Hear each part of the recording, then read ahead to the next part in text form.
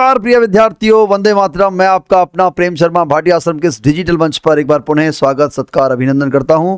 प्रिय विद्यार्थियों, आपने एलडीसी का पेपर दिया, कैसा रहा आपका पेपर और ये शेड्यूल कैसा चल रहा है आपका? मैं समझता हूं जोरदार चल रहा होगा और आप अपनी तैयारी को किस तरह से परख रहे हैं, किस तरह से आप अपने विकास पथ पर अग्रसर हैं, वो सब आप जांच रहे हैं। लगातार आपके पेपर हो रहे हैं और एक से बढ़कर एक पेपर आपके समक्ष भाटिया आश्रम के हमारी जो टेक्निकल टीम है वो आप तक पहुंचा रही है और आप देख रहे हैं उनका स्तर बहुत ज़बरदस्त स्तर है। ऐसा पेपर का स्तर, ऐसी टेक सीरीज का स्तर शायद ही आपको पूरे राजस्थान में कहीं मिले। तो प्रिय विद्यार्थियों, आइए आज के जो आपका पेपर ये हुआ है संडे को, उस पेपर के कुछ मूल्यांकन के साथ हम आगे प्रश्नों को ले लेते हैं। आइए, आज का पहला प्रश्न है, अति उपसर्ग का प्रयोग किस विकल्प में हुआ है? यानी अति के साथ अति शीघ्र कर देंगे आप, अत्यधिक में अति प्लस अधिक कर देंगे आप, निश्चित रूप से कर देंगे क्योंकि आप इसको बहुत अच्छे से पढ़े हैं। ये आपका यण संधि का भी उदाहरण है। अति प्लस आचार के रूप में आप कर देंगे, बिल्कुल अति प्लस आचार भी आपका सही है, हो जाएगा इसमें अत्याचार। अति प्लस शीघ्र अत्वरित। प्रिय विद्यार्थियों, इसमें अत्वरित होता है। क्या होता है? अत्वरित। तो ये आपका विकल्प चौथा इसमें सही होगा, अति शीघ्र आपका सही है। अप उपसर्ग का अर्थ नहीं है। अप यानी बुरा, विपरीत, पीछे, निषेध। भाई अप माने बुरा होता है, विपरीत होता है, पीछे होता है, तो क्या नहीं है? पीछे तो है, निषेध है, लेकिन क्या नहीं है? पीछे नहीं होगा। अप का बुरा होता है, विपरीत होता है, निषेध होता है, लेकिन नहीं होता है। तो सुमेलित कीजिए सूची 1 को सूची 2 से सुमेलित कीजिए प्रिय विद्यार्थियों। अव, अप, उप। उप यानी सहायक और निकट होता है। अव यानी हीन और नीचा होता है। अभी मतलब सामने, पीछे, समान। अनु मतलब पास, सामने नहीं। अनु मतलब पीछे। अनु मतलब पीछे होता है प्रिय विद्यार्थियों। अनु मतलब अभी मतलब सामने, पास, सहायक होगा। हाँ, अनु मतलब पीछे, समान होगा। अप, उप यानी सहायक होता है और अव यानी हीन, पास। अव यानी नीचे। तो आप पहले में दूसरा, पहले में दूसरा, दूसरे में चौथा, दूसरे में चौथा, सी में पहला, सी में तीसरा, सी में तीसरा, डी में पहला है, डी में पहला। उत्तर क्या आएगा आपका? बिल्कुल सही है। हाँ जी, बिल्कुल उत्तर इसी को, विकल्प को चयन करिए आप। निश्चित रूप से आपका उत्तर विकल्प आएगा जो वो 1 होगा, यानी फर्स्ट ऑप्शन इसका राइट आंसर होगा प्रिय विद्यार्थियों। उपसर्ग से बना भिन्न शब्द है। उपजीविका, आ बाल वृद्ध, उपविभाग या उच्चारण। जी हाँ प्रिय विद्यार्थियों, उप, वी और भाग के रूप में इसका उप, वी और भाग। क्यों है ये भिन्न?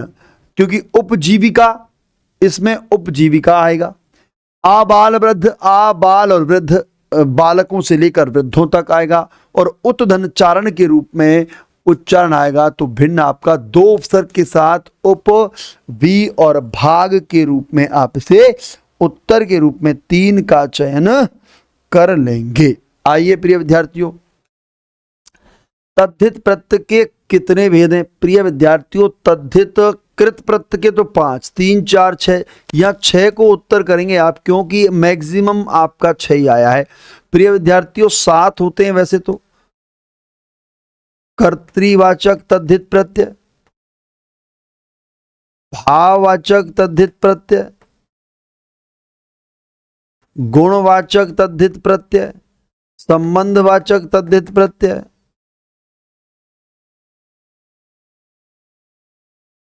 पूर्णता या लघुतावाचक तद्धित प्रत्यय, स्थानवाचक तद्धित प्रत्यय और एक होता है स्त्रीवाचक तद्धित प्रत्यय। 1, 2, 3, 4, 5, 6 और 7 प्रकार से तद्धित प्रत्यय होता है प्रिय विद्यार्थियों।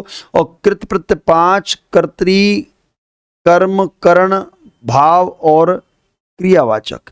जबकि तद्धित प्रत्यय इस प्रकार से 7 होता है, लेकिन 6 है तो आप 6 को भी अधिकतम के साथ जाएंगे। अगर विकल्प में 7 होता तो फर्स्ट प्रायोरिटी 7 को देते, यहाँ 6 को नहीं देते। अब 6 ऑप्शन में है तो आप 6 को भी सही कर सकते हैं। होते साथ एक अपत्यवाचक भी इसी में आता है, अपत्य संतान का बोध कराता है। संज्ञा से बना विशेषण नहीं है। नकली, नकल से नकली, भारत से भारतीय, पत्थर से पथरीला और बनावट, बनने से बनावट आएगा प्रिय विद्यार्थियों, निश्चित रूप से नकली में नहीं आएगा। उत्तर विकल्प आपका बनावट के रूप में आएगा। जी हाँ, निम्नलिखित में से किस संज्ञा पद के पीछे एक प्रत्यय जोड़ने से विशेषण नहीं बनेगा? पार्श्विक बनता है, बौद्धिक बनता है,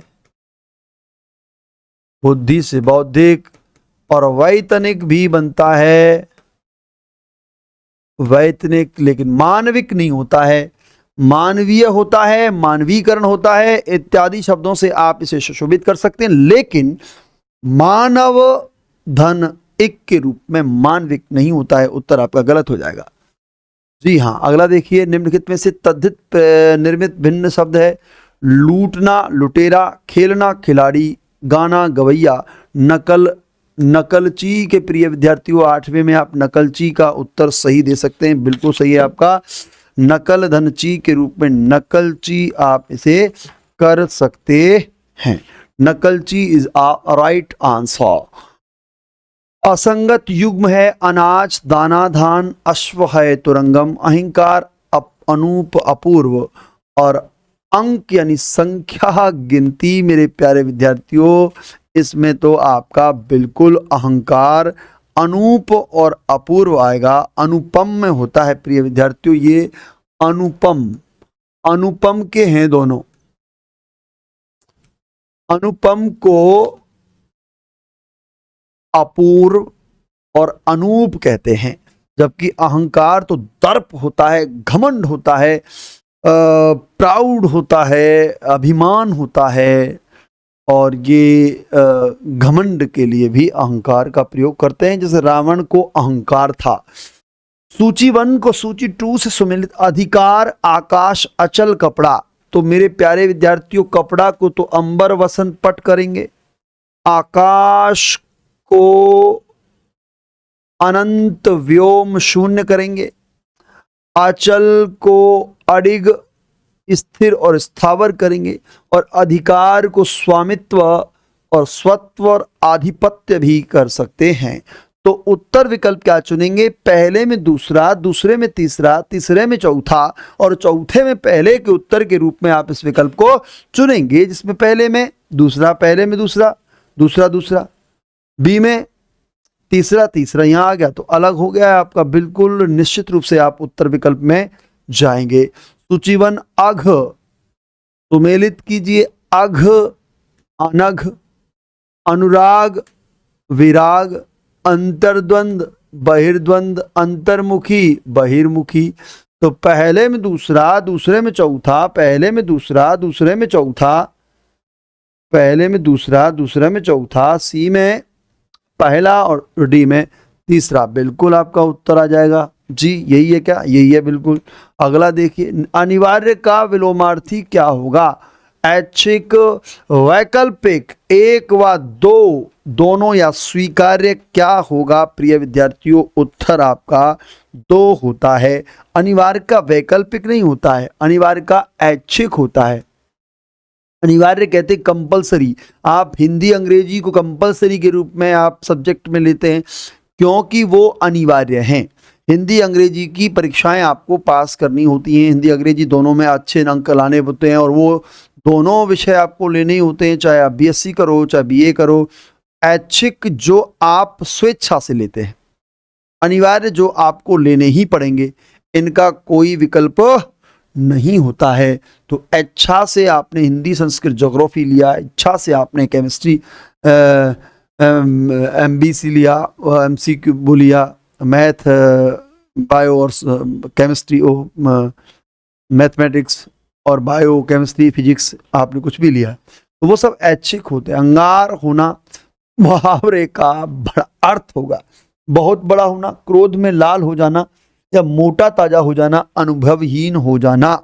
जी हाँ, इसमें क्या करेंगे, क्रोध में लाल हो जाना, यानी क्रोध में लाल वो तो अंगार हो गया भैया। अंग अंग मुस्काना, अंधेरे उजाले आना, अंत बिगाड़ना और अंडा फूट जाना। इनमें से किस विकल्प को आप सही चुनेंगे?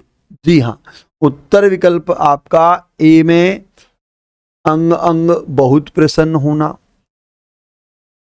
अंधेरे उजाले आना, समय कुसुमाए आना, हाँ जी, और ये आपका अंत बिगाड़ना और परिणाम खराब करना, अंडा फूट जाना, भेद खुल जाना। आपका भेद खुला कि नहीं खुला, तो आप इन सभी में क्या कर सकते हैं, बिल्कुल आप हाँ इनको कर सकते हैं प्रिय विद्यार्थियों।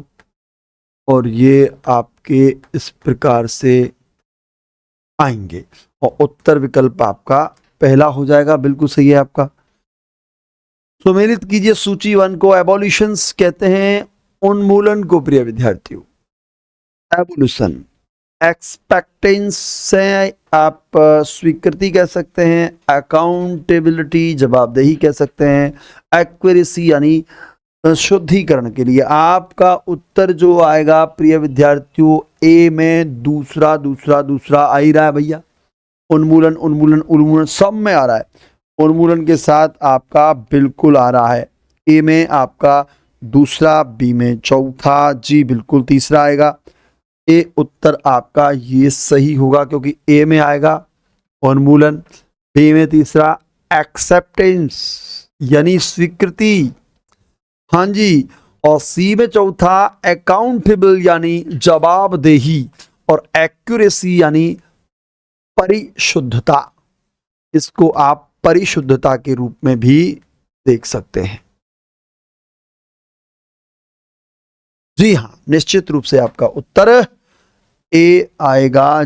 जी, एक वाले विद्यार्थी सही है इसके। और एक्सेसरी यानी आपकी उपसाधन, एक्सेशन पदारोहण, एक्यूमुलेशन यानी परिशुद्धता, एब्राइज यानी संक्षेप। आप इनमें से किसका उत्तर देंगे? जी हाँ, इसमें संचयन होता है प्रिय, एक्यूमुलेशन यानी परिशुद्धता नहीं होगी। उत्तर इसका उत्तर 4, जी इसका उत्तर 4 होगा, यानी एक्यूमुलेशन यानी संचयन होता है, एक्यूमुलेशंस यानी संचयन होता है। जी हाँ, संचयन होता है। उत्तर के लिए आप इसे संचयन कर सकते हैं, संचयन होता है, एक्यूमुलेशन यानी संचयन। उत्तर आपका सही है। उपसर्ग व मूल शब्द का असंगत युग्म है निरअभिमान, निरअभिमान, निरअभिमान सही है। असंगत उपनिषद, दुहुस प्लस शासन, दुशासन भी सही है। नियोजन, नियोजन भी सही है। उत्तर क्या होगा? जी हाँ, उत्तर आपका आएगा उपनिषद।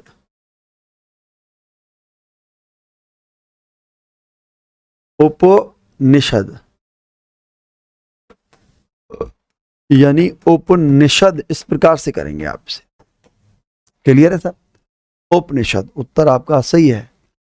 परा, परा, प्रति, प्रति, प्रत्यक्ष, प्रत्याख्यान,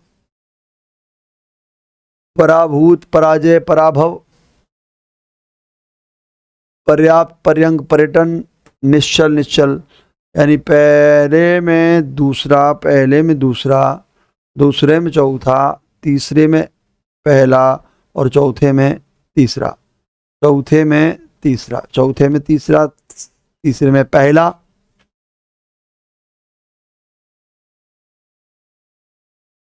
उत्तर विकल्प आपका दूसरा सही है। मूल शब्द प्रत्यय का असंगत युग्म है। सोना से सुनार बनेगा प्रिय विद्यार्थियों, हथ से हथ आरा, रसोई से रसोईया, और चतुर से चतुराई। जी हाँ, उत्तर आपका आ गया है बिल्कुल। हत्या से बनता है हत्यारा, जिसने हत्या की है, हत्या धन आरा, और वो है हत्यारा। ओ हत्यारा, हत्यारों से दूर रहिए जिसने हत्या की है। हाँ, पाप से पापी से डरो, पाप से डरो, पापी से नहीं। भाववाचक कृत प्रत्यय सफाई, कर्णवाचक कृत प्रत्यय कर्तृवाचक तद्धित प्रत्यय भाववाचक। देखिए भाव, देखिए कृत में जो वो बनता है बहना, बहाव, बिल्कुल बनेगा। कर्णवाचक में कृत प्रत्यय, कर्णवाचक में कृत प्रत्यय, कर्तृवाचक में तद्धित प्रत्यय। बुहार, बुहारी, कर्णवाचक बुहारी से, जी। कर्तृवाचक तद्धित, कर्तृवाचक तद्धित पर गाना से गवैया कैसे बन जाएगा। भाववाचक से तद्धित, साफ से सफाई। हाँ बिल्कुल सही है। तो पहले में तीसरा, पहले में तीसरा, तीसरा, दूसरे में दूसरा, दूसरे में दूसरा, तीसरे में चौथा, तीसरे में चौथा, तद्धित प्रत्यय, तीसरे में चौथा,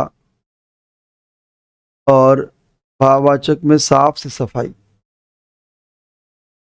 उत्तर आपका पहला आ जाएगा प्रिय विद्यार्थियों। क्लासिफाई, क्लियरिफिकेशंस, क्लेम और सिविल कोड। अंग्रेजी के शब्द है क्लासिफाई, पारिभाषिक शब्दावली। प्रिय विद्यार्थी, क्लासिफाई हम वर्गीकरण कर सकते हैं क्या। क्लासिफाई करिए, इनको क्लासिफाइड करिए, एक एक को बांटिए। और क्लियरिफिकेशंस हम स्पष्टीकरण कर सकते हैं, आप इसका क्लियरिफिकेशन दीजिए। और क्लेम, आपने दावा किया किसी पर, क्लेम किया है। और सिविल कोड और नागरिक संहिता। तो पहले में तीसरा, पहले में तीसरा, दूसरे में चौथा, दूसरे में चौथा, तीसरे में दूसरा, तीसरे में दूसरा, और चौथे में पहला, चौथे में पहला, पहले में तीसरा, जी बिल्कुल, दूसरे में चौथा, दूसरे में चौथा। बिल्कुल आपका उत्तर क्या है, दो। सही युग्म सही नहीं है। कंप्लेंट, शिकायत, कॉम्प्लीमेंट, कॉम्प्लेंट, शिकायत, उसकी तो कंप्लेंट लिखाइए सब, कंप्लेंट लिखा दी, उसकी शिकायत परिवादी शिकायत करता होता ना, वो कंप्लेंट लिखाने वाला। कॉम्प्लीमेंट यानी परिवार, अरे कॉम्प्लीमेंट क्या होगा भैया, हाँ। और कंप्लियंस यानी अनुपालन, ये सही है। और कांसर यानी सहमत होना। जी हाँ प्रिय विद्यार्थियों, उत्तर विकल्प आप इसका सही से चुन सकते हैं, क्योंकि ये है आपका अंग्रेजी की पारिभाषिक शब्दावली, जिसका अर्थ होता है पूरक। कॉम्प्लीमेंट का अर्थ होता है पूरक परीक्षा, परिवार नहीं होता है विद्यार्थी, पूरक होता है। और उत्तर आपका दूसरा ही सही होगा 22वें में। किस शब्द का युग्म का आज और पहला है अमर्ष। अमर्ष क्रोध, अमर्ष आलोचना, और क्रोध अनुभव, अभिनव, अनुभव यानी तजुर्बा, तजुर्बा, अभिनव यानी नया, अविज्ञ, विज्ञ विद्वान, अविज्ञ मूर्ख, जानकार होता है। लेकिन अद्य यानी आज, और आद्य यानी पहला, अमर्ष अब, आलोचना और उसके लिए आता है ये क्रोध के लिए, क्रोध आलोचना। अतल यानी गहरा, अतुल जिसे तोला ना जा सके, अतुलनीय है जिसकी तुलना ना हो, जिसे तोला ना जा सके, जिस तुलना के योग्य हो। प्रिय विद्यार्थियों क्या करेंगे इसमें, जिसे तोला ना जा सके, जी आप इसमें यही करेंगे। निम्नलिखित में से किस विकल्प में द्विकर्मक क्रिया है। द्विकर्मक जिसमें दो कर्म है। उन्होंने आवाज लगाई थी, आप खाने खा रहे हैं, वह पानी भर रहा था, और रवि मुझे कहानी सुना रहा था। यानी जहां कर्म दो होते हैं, एक प्राणीवाचक सजीव होता है, जिसे गौण कर्म कहते हैं, और एक अप्राणीवाचक जो निर्जीव होता है, जिसे मुख्य कर्म कहते हैं। प्रिय विद्यार्थियों, द्विकर्मक क्रिया में ये बहुत अच्छे से जान लेना आप कि द्विकर्मक में दो कर्म आएंगे, और एक होगा प्राणीवाचक तो दूसरा होगा अप्राणीवाचक। प्राणीवाचक होगा सकर्मक सजीव होगा, अप्राणीवाचक निर्जीव होगा। जो अप्राणीवाचक कर्म होगा वही उस वाक्य का मुख्य कर्म होता है, और प्राणीवाचक जो होता है प्रिय विद्यार्थियों वह गौण कर्म के रूप में प्रयुक्त होता है। जैसे राम ने रावण को मारा था, रावण को शब्द जो रावण है ना, वो अब इसमें गौण कर्म के रूप में प्रयुक्त हुआ है।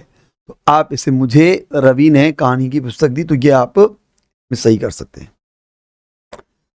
नेक्स्ट देखिए, क्रिया भेद संबंधी असंगत, वह जल्दी चला गया था। अकर्मक, उन्होंने मुझे ही बुलाया है। सकर्मक, मैंने अपना काम कर लिया है। पूर्वकालिक, कोई नहीं, जी हाँ मैंने अपना काम कर लिया। असंगत युग्म है, कर लिया है, मैंने अपना काम कर लिया है।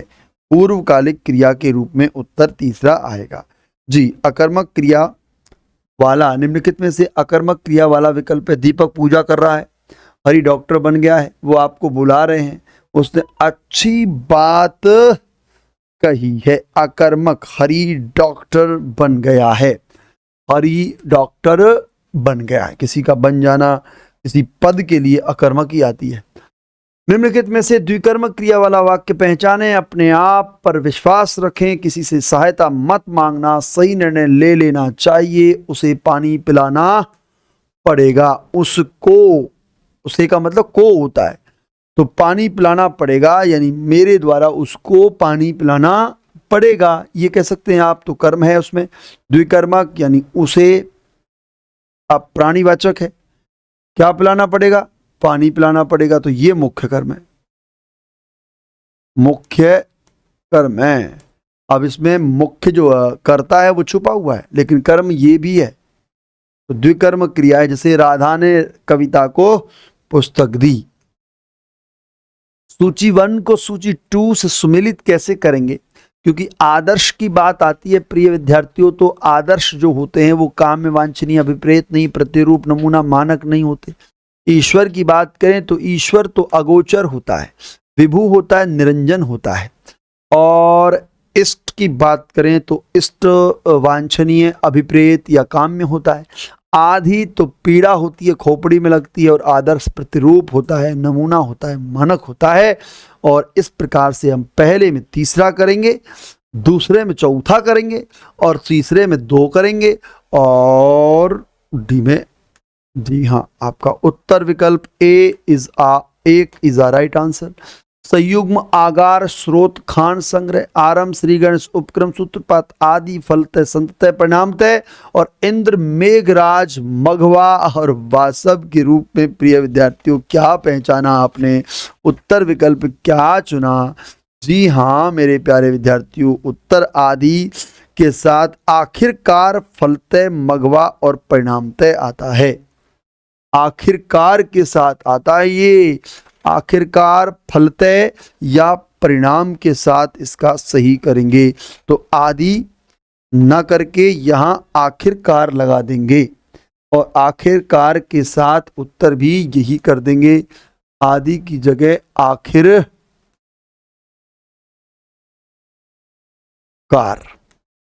उत्तर विकल्प आखिरकार के फलतः आते हैं प्रिय विद्यार्थियों, फलतः, अंततः, श्री और परिणामतः। इस प्रकार से उत्तर आपका आ जाएगा।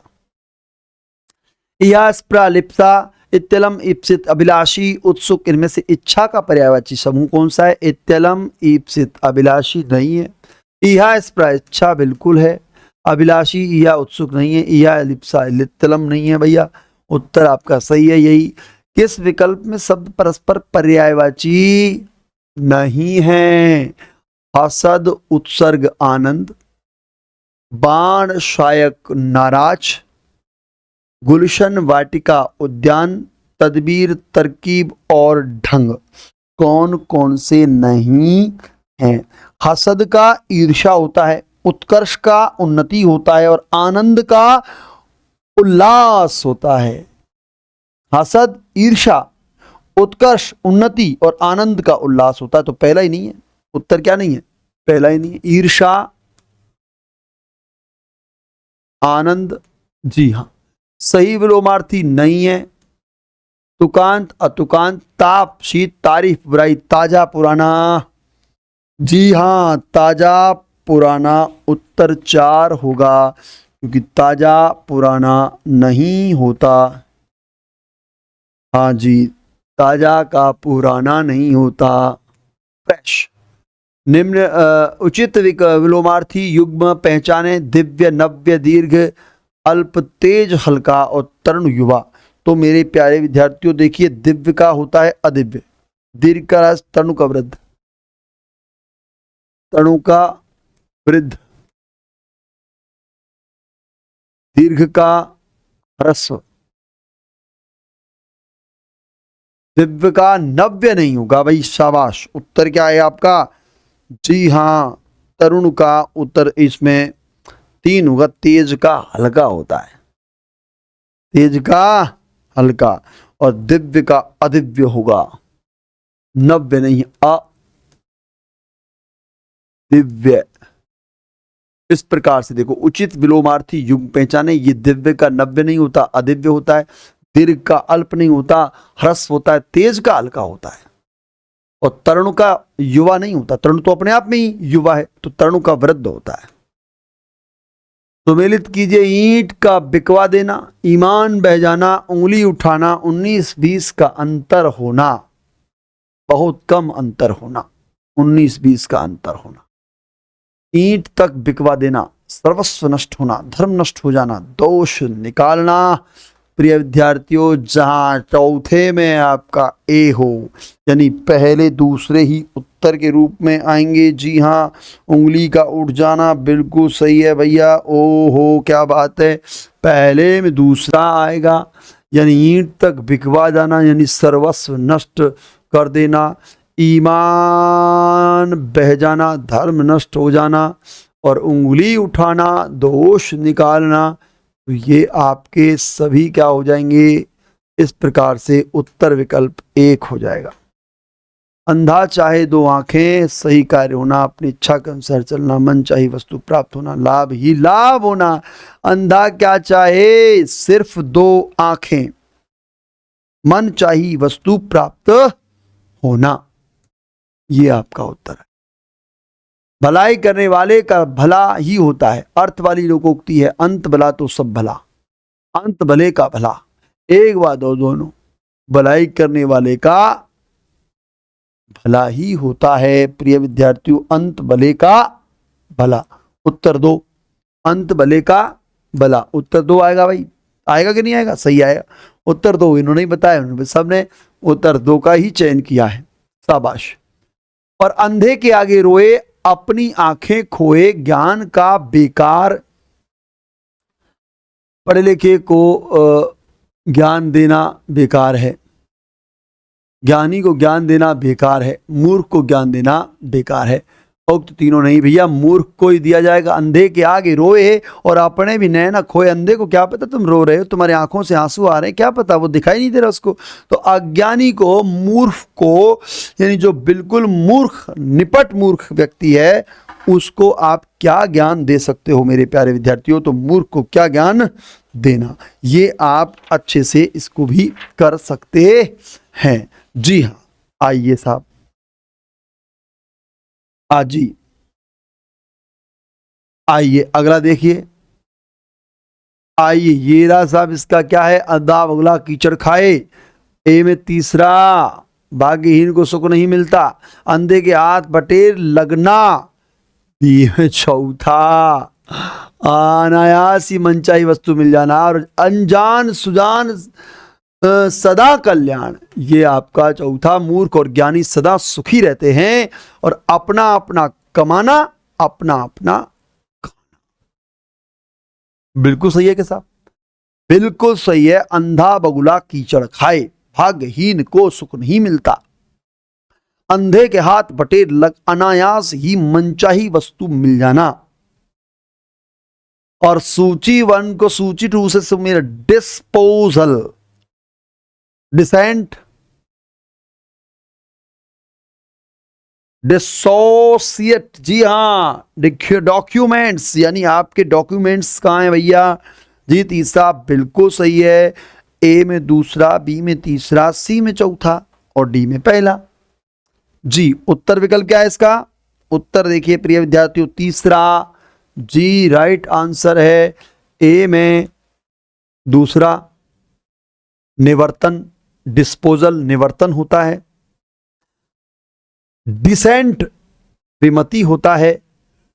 डिसोसिएट एसोसिएट यानी वियोजित होता है। और डॉक्यूमेंट्स यानी प्रलेख के लिए आता है। डॉक्यूमेंट्स जमा कराइए आप अपने। जी निश्चित रूप से सही है आपका। मूल कारण अर्थ वाला शब्द है। मूल कारण अर्थ वाला ग्राउंड्स के लिए आता है, फाउंडेशन के लिए नहीं आता, और ग्राफ्ट के लिए नहीं आता, गारंटी के लिए नहीं आता। गारंटी तो अनुज्ञप्ति होती है प्रिय विद्यार्थियों। हाँ जी, ग्राउंड्स के लिए आपका ये सही है, मूल कारण अर्थ वाला ग्राउंड्स। गारंटी तो प्रत्याभूति होती है। प्रत्याभूति, उत्तर क्या आएगा? मूल कारण का अर्थ। पर्यायवाची संबंधी असंगत युग्म पहचाने। कल्प वृक्ष, मंदार, देव वृक्ष, सरतरु, ये तो है। कमल, वारिज, कुवलय, कोकनद, ये भी है। कमला, इंदिरा, भार्गवी और सिंधुजा, ये लक्ष्मी के पर्यायवाची हैं प्रिय विद्यार्थियों। ये लक्ष्मी के पर्यायवाची हैं। लक्ष्मी के पर्यायवाची बिल्कुल इंदिरा है, भार्गवी भी है, सिंधुजा है। सिंधु से जन्मी है, अर्थात सिंधुजा भी कहेंगे। और प्रिय विद्यार्थियों, पार्वती को कहते हैं शैलजा, पार्वती। और एक है भूमिजा, मां सीता। सीता जी क्या है? भूमिजा। और भार्गवी इंदिरा भी। अलग, चिकुर, मेचक, कली को, अरे अलग, चिकुर, मेकर, कलिके कहाँ है? कलिका होती है, कलिका तो जी हाँ, कल प्रात को जान खिली ना खिली। कच कहते हैं बाल। जी हाँ बिल्कुल सही है भाई, ये कच बाल के पर्यायवाची हैं। ये क्या है? बाल के पर्यायवाची। अलक, अलक टूट रहे हैं भैया, आजकल खोपड़ियां टटली हो रही। अलक, लक नहीं है इस पर। अलक, जो लक होता है वो बाल ही तो होते हैं, लक, उनको लक कहते हैं। अलक। चिकुर, चिकुर बाल, चिकुर टूट रहे हैं, अलक टूट रहे हैं, और मेचक भी टूट रहे हैं। चिकुर, मेचक और अलक। और कली, कलिका को कहते हैं क्षण भंगुर जीवन की कलिका, कल प्रात को जान खिली ना खिली, और भजले हरिनाम अरी रसना। रसना कहते हैं जीभ को। क्षणभंगुर है ये, जीवन की जो कलिका है वो क्षणभंगुर है, कब नष्ट हो जाए पता नहीं। क्षणभंगुर जीवन की कलिका, कल प्रात को जान खिली ना खिली, और भजले हरिनाम अरी रसना, तू अंत समय पे हिली ना हिली। हे रसना, हे जिव्या, हे जीव, तू हरि का नाम जप ले, क्या पता अंत समय पे तू हिले ना हिले, नाम लिया जाए ना लिया जाए। इसलिए हर समय, हर पल को भी आप ईश्वर के लिए समर्पित करके उसके नाम, कस्तूरी, असंगत युग, मदना, मृगमद, मदलता, काक, शाह, धूमिल, कृष्ण, कान, श्रोत, श्रवण, कर्ण, कायर, भीरू, कातर, डरपोक, निम्न में से क्या करेंगे? जी हां, काक का होता है प्रिय विद्यार्थियों। स्याह, धूमिल, कृष्ण नहीं है। काक, काक यानी कौआ, स्याह मतलब काला, धूमिल और कृष्ण ये सब काले के पर्यायवाची हैं। श्याम के पर्यायवाची हैं। श्याम, श्याम, श्याम, काक। काक तो कौआ को कहते हैं। काक, कौआ। या फिर कौवा। अनुचित युग्म पहचाने जौंक पानी का एक कीड़ा, झोंक सनक, जूठा खाकर छोड़ा हुआ, झूठा झूठ बोलने वाला, जल दूध, जाल पहेली, जगत कुएं की चबूट मुंडेर और जगत संसार। अनुचित जल यानी दूध होता है क्या है, और जाल यानी पहेली होता है क्या भैया? ये बिल्कुल गलत है प्रिय विद्यार्थियों। जल दूध नहीं होता, जल तो पानी होता है। और पानी रे पानी तेरा रंग कैसा, और जिसमें मिला दो उसके जैसा। जल दूध जाल पहेली कहाँ होता है? जाल तो हाँ पिंजरा होता है। ये बहुत ही अच्छा। जोंक पानी का एक कीड़ा होता है। झोंक यानी सनक होता है। झोंक दी अपने से जान झोंक रखी है एलडीसी में तुम सबने, और झोंक दिया है। और जूठा जो खाकर छोड़ता है, जूठन कहते हैं उसको। और झूठा झूठ बोलने वाला व्यक्ति होता है। जगत कुएं का मुंडेर या चबूतरा आप कह सकते हैं इसको। चबूतरा जिससे आप पानी भरते हैं वो चबूतरा है। और जगत संसार अधूरा होता है, हलंत वाला अधूरा। हिंदी में वाच्य के प्रकार 3 है प्रिय विद्यार्थियों। कर्तृवाच्य,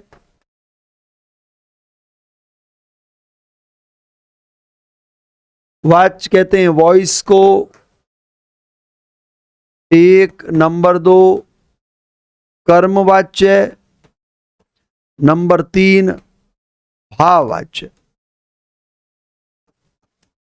इस प्रकार से 3 वाच्य। राधा खाना खाती है, राधा खाना खाती है, कर्तृवाच्य प्रिय विद्यार्थियों, क्योंकि कर्ता के अनुसार खाती है। राम खाना खाता है, राम खाता। नोट ये कर्ता के अनुसार जहां क्रिया के लिंग वचन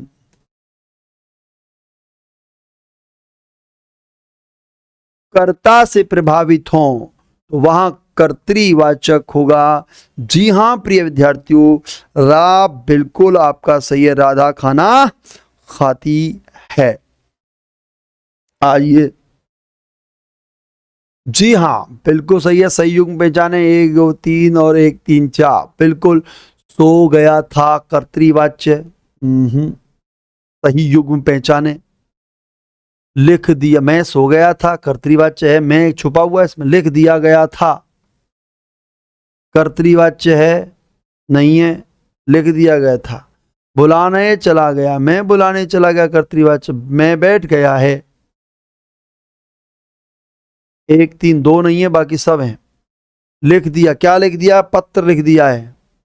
पत्र लिख दिया गया था। बिल्कुल आपका उत्तर आएगा सी। 1 3 4 3 के रूप में आएगा। बैठा नहीं गया।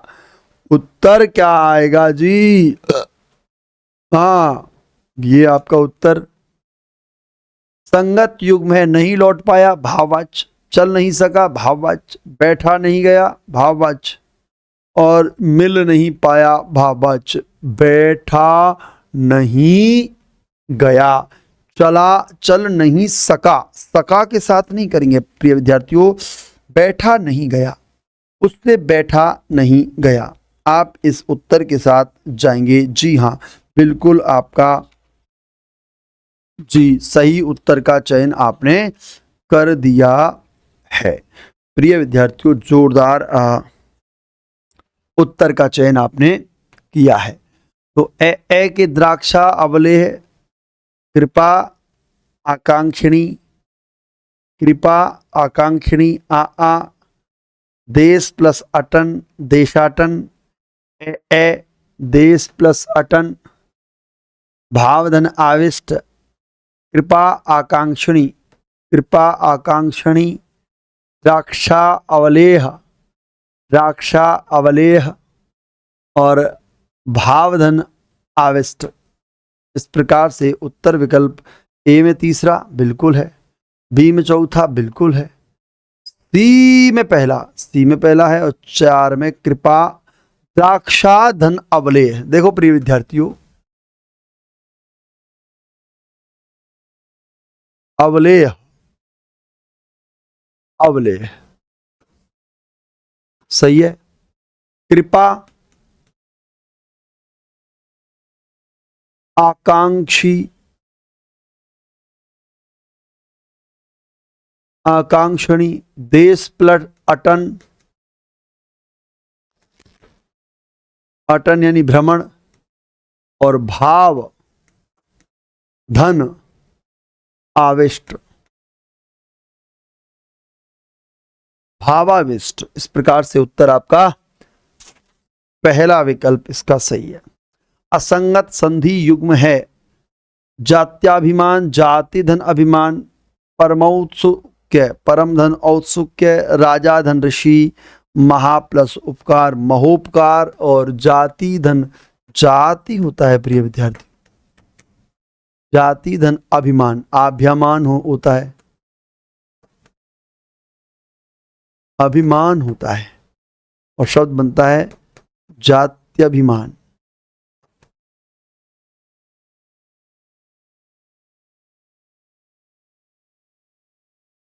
भिमान,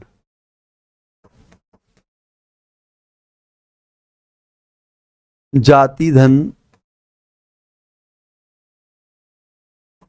अभिमान। उत्तर सही है क्या भाई? बिल्कुल सही है।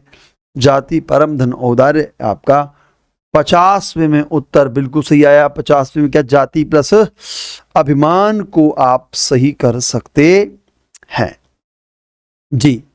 आइए 1 2 3 4 तो 3 आएगा, शाबाश, क्योंकि आप इसमें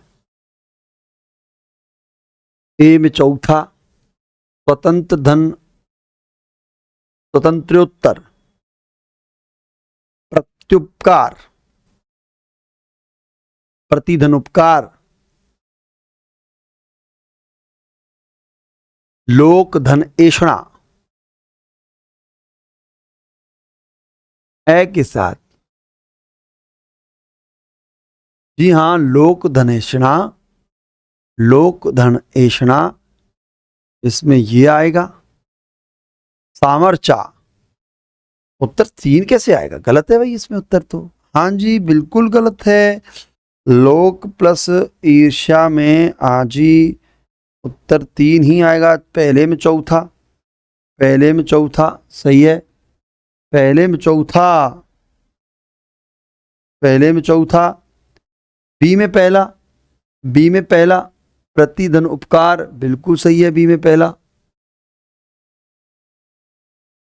और सी में दूसरा, सी में दूसरा, सी में दूसरा सामरचा बिल्कुल सही है, और डी में तीसरा, और डी में तीसरा स्वतंत्र धन उपकार, स्वतंत्र धन उत्तर,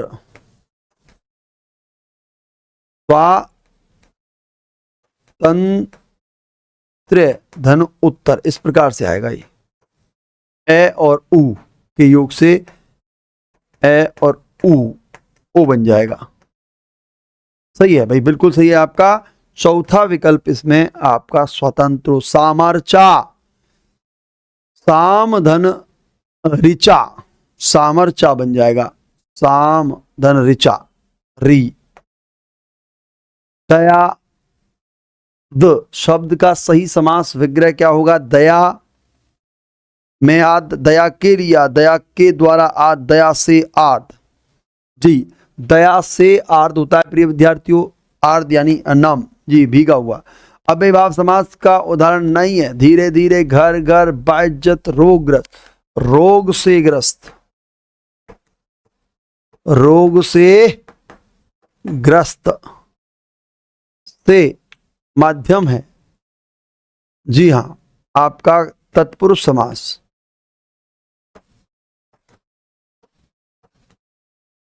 तत्पुरुष समास है। बा इज्जत, बा उपसर्ग मूलक है। घर घर शब्द की पुनरावृत्ति है। धीरे धीरे, घर घर, रोज रोज, हाँ आगे पीछे। प्रतिहिंसा सुमेलित कीजिए, हिंसा प्रतिहिंसा अव्ययभाव समास।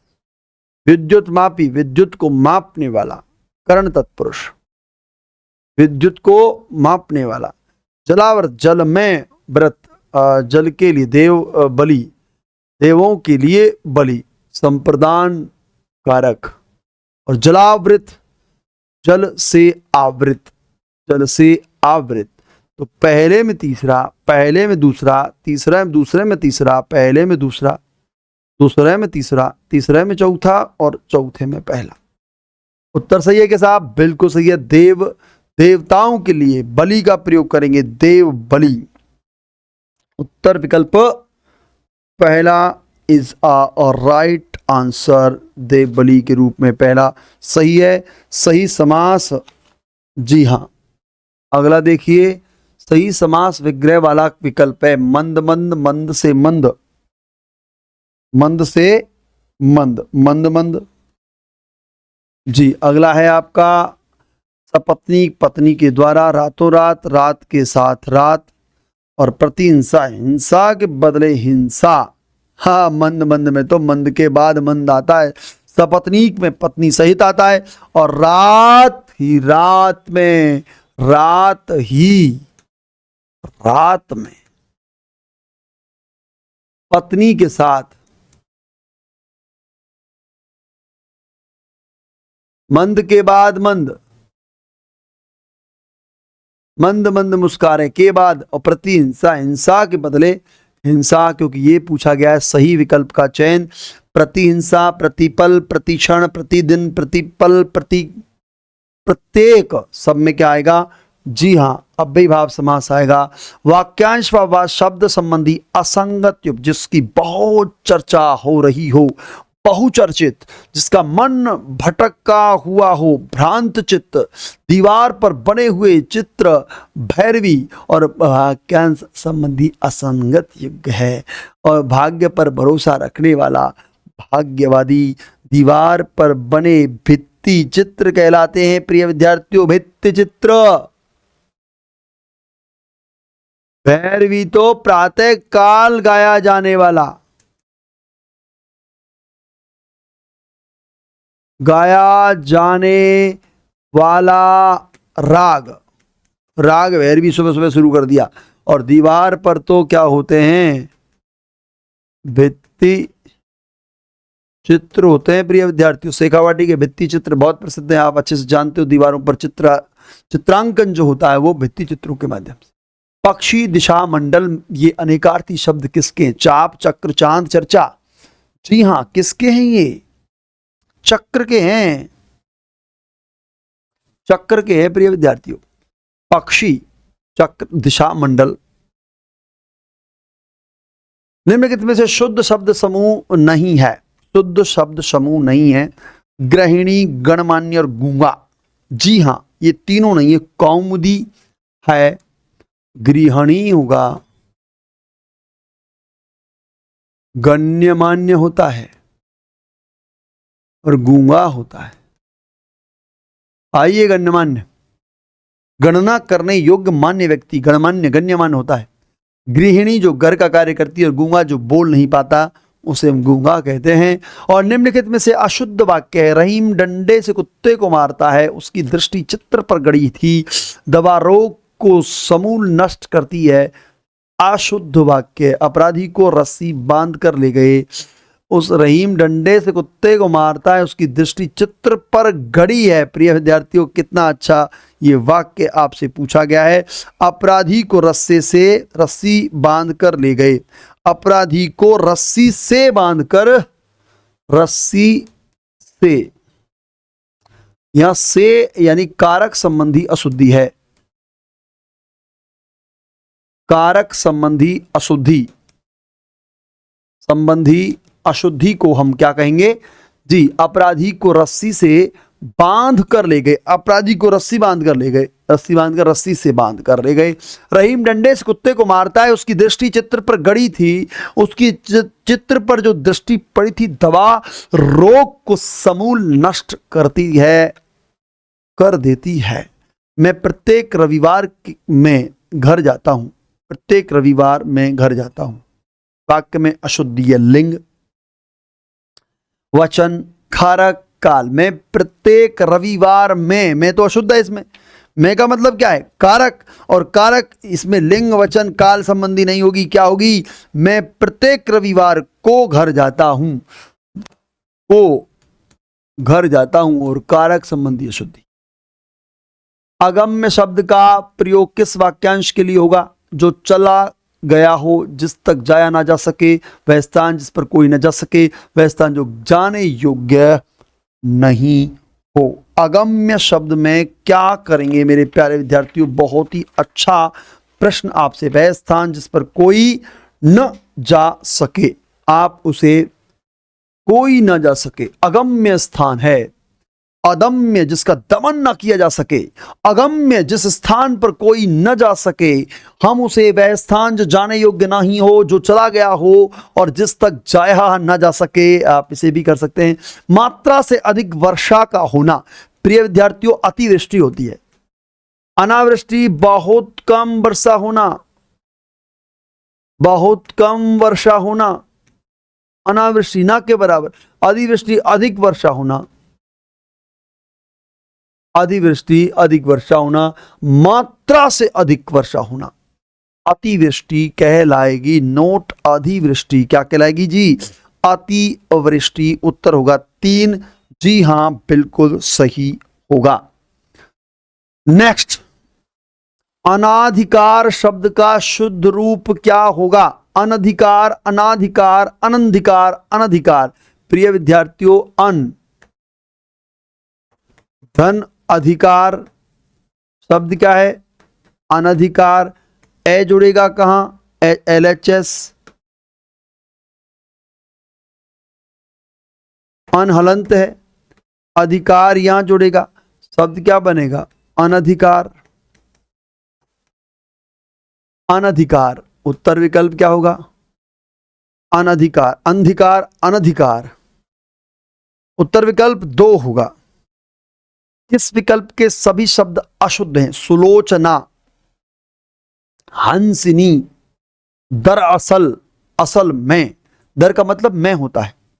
असल में बात यह है सर, मैं आपसे ये कहना चाहता हूं दरअसल, हम कहेंगे उसको दरअसल। और तिलांजलि, उसने तिलांजलि, अधोपतन, तपस्वनी, नहीं नहीं नहीं, कमलिनी, रचयिता, न्यूछावर और अमूल्य निरीक्षण और सविनय अवज्ञा आंदोलन किया था। प्रिय विद्यार्थियों, ये सभी शुद्ध हैं, जबकि ये जो है विकल्प ये अशुद्ध है, क्योंकि इसमें क्या होगा?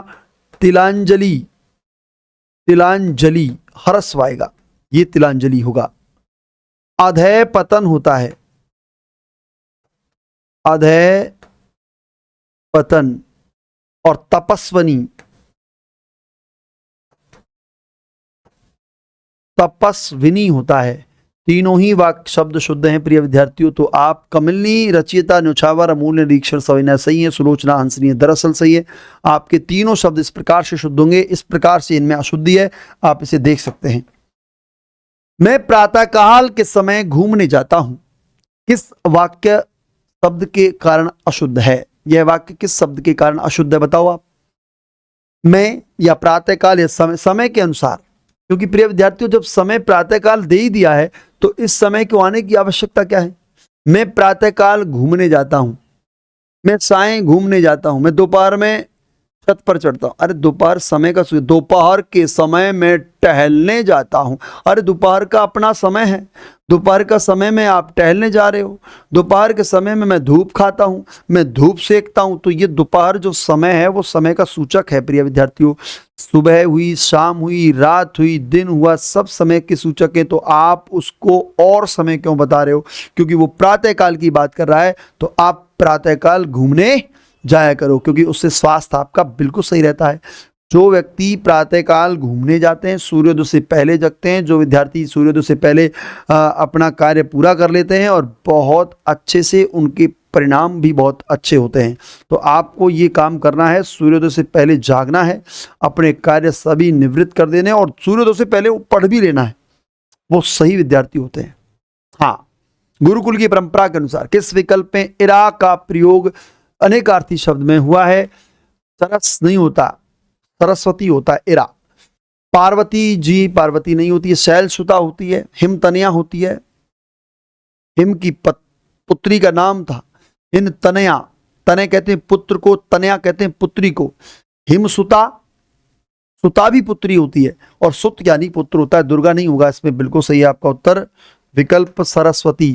युग्म शब्द व अर्थ संबंधी अनुचित युग्म है। धन यानी संपत्ति, धन यानी पुण्यवान, नाक यानी नारी, नाग यानी पर्वत, निधन यानी मृत्यु, निर्धन यानी गरीब, और नंदी यानी पुत्र, और नादी यानी मंगलाचरण।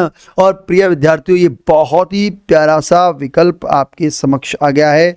नाक यानी नारी और नाग यानी पर्वत, ये असंगत अनुचित विकल्प होगा, क्योंकि ये नाग और नाक के लिए आप क्या करेंगे? जी हाँ, नाक तो नासिका होती है, नासिका। नाग पर्वत होता है, नाग देवता सर्प भी होता है। नाक वाक्यांश व शब्द संबंधी विकल्प सुमेलित कीजिए। सूची 1 को सूची 2 से मिलाइए। और कैसे मिलाइए? आइए, वह जो समान आयु का हो उसे समवयस्क कहते हैं। कि वह व्यक्ति मेरे समवयस्क है, यानी मेरी समान आयु का कोई व्यक्ति होगा तो मैं उसे समवयस्क कहूंगा। आप भी अपने मित्रों को समवयस्क कह सकते हैं। आने वाले समय में समवयस्क समान आयु का है, और समान आयु के आपस में मित्रता भी रखते हैं, तो समवयस्कों से ही आप मित्रता रखें तो ज़्यादा अच्छा है। समान रूप से ठंडा और गर्म, समशीतोष्ण कह सकते हैं क्या? बिल्कुल, समशीत यानी ठंडा और उष्ण यानी गर्म, समशीतोष्ण कह सकते हैं। जो संविधान के अनुरूप हो उसे हम सांविधानिक कह सकते हैं, संवैधानिक भी कह सकते हैं। और कोई कृत्य करने की प्रतिज्ञा अगर किसी ने ली है तो वह संकल्प होता है। संकल्पों विकल्पों से ये आपका जो जीवन चलता है वो संकल्प विकल्प से चलता है। तो आइए प्रिय विद्यार्थियों, इस सूची को सुमेलित करते हैं। कैसे करेंगे? आपका वह जो समान आयु का हो, समवयस्क दूसरा है तो ए में दूसरा, बी में तीसरा, सी में चौथा और डी में पहला। और विकल्प आपका क्या आ जाएगा? जी हाँ, एक विकल्प बिल्कुल सही होगा। निम्नलिखित में से असंगत अनेकार्थी विकल्प है। नाक का घड़ियाल स्वर्ग सम्मान, निढाल का मदहोश आलसी हतोत्साहित, धर्मराज का न्यायाधीश वायु आग, और धौल का थप्पड़ मुक्कर श्वेत। निम्न में से क्या होगा? जी हाँ प्रिय विद्यार्थियों, धर्मराज, न्यायाधीश वायु और आग ये असंगत अनेकार्थी हैं। बाकी शेष, धर्मराज को न्यायाधीश कहते हैं, वृद्ध कहते हैं, ईमानदार कहते हैं। ईमानदार व्यक्ति कहेंगे धर्म का पालन करने वाला, यानी धर्मराज न्यायाधीश होगा, धर्म का पालन करने वाला, धर्म का पालन करने वाला।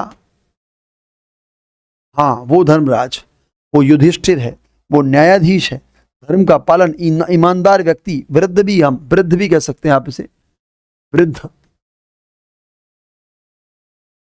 ईमानदार,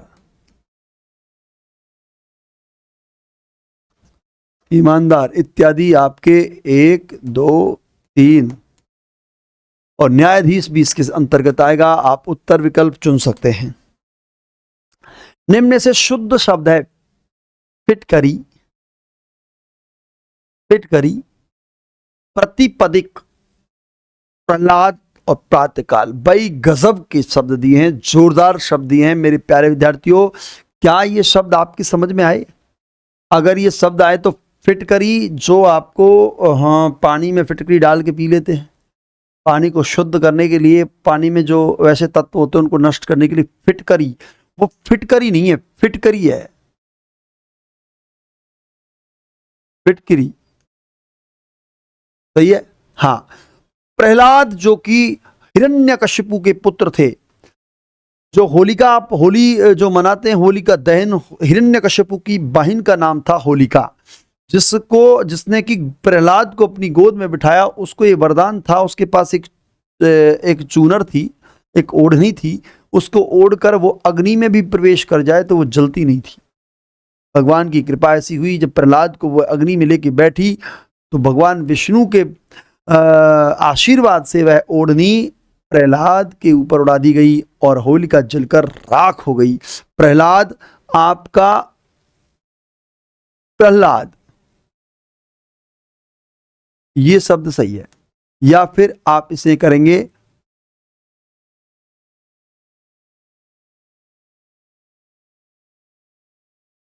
प्रहलाद, ये सही है।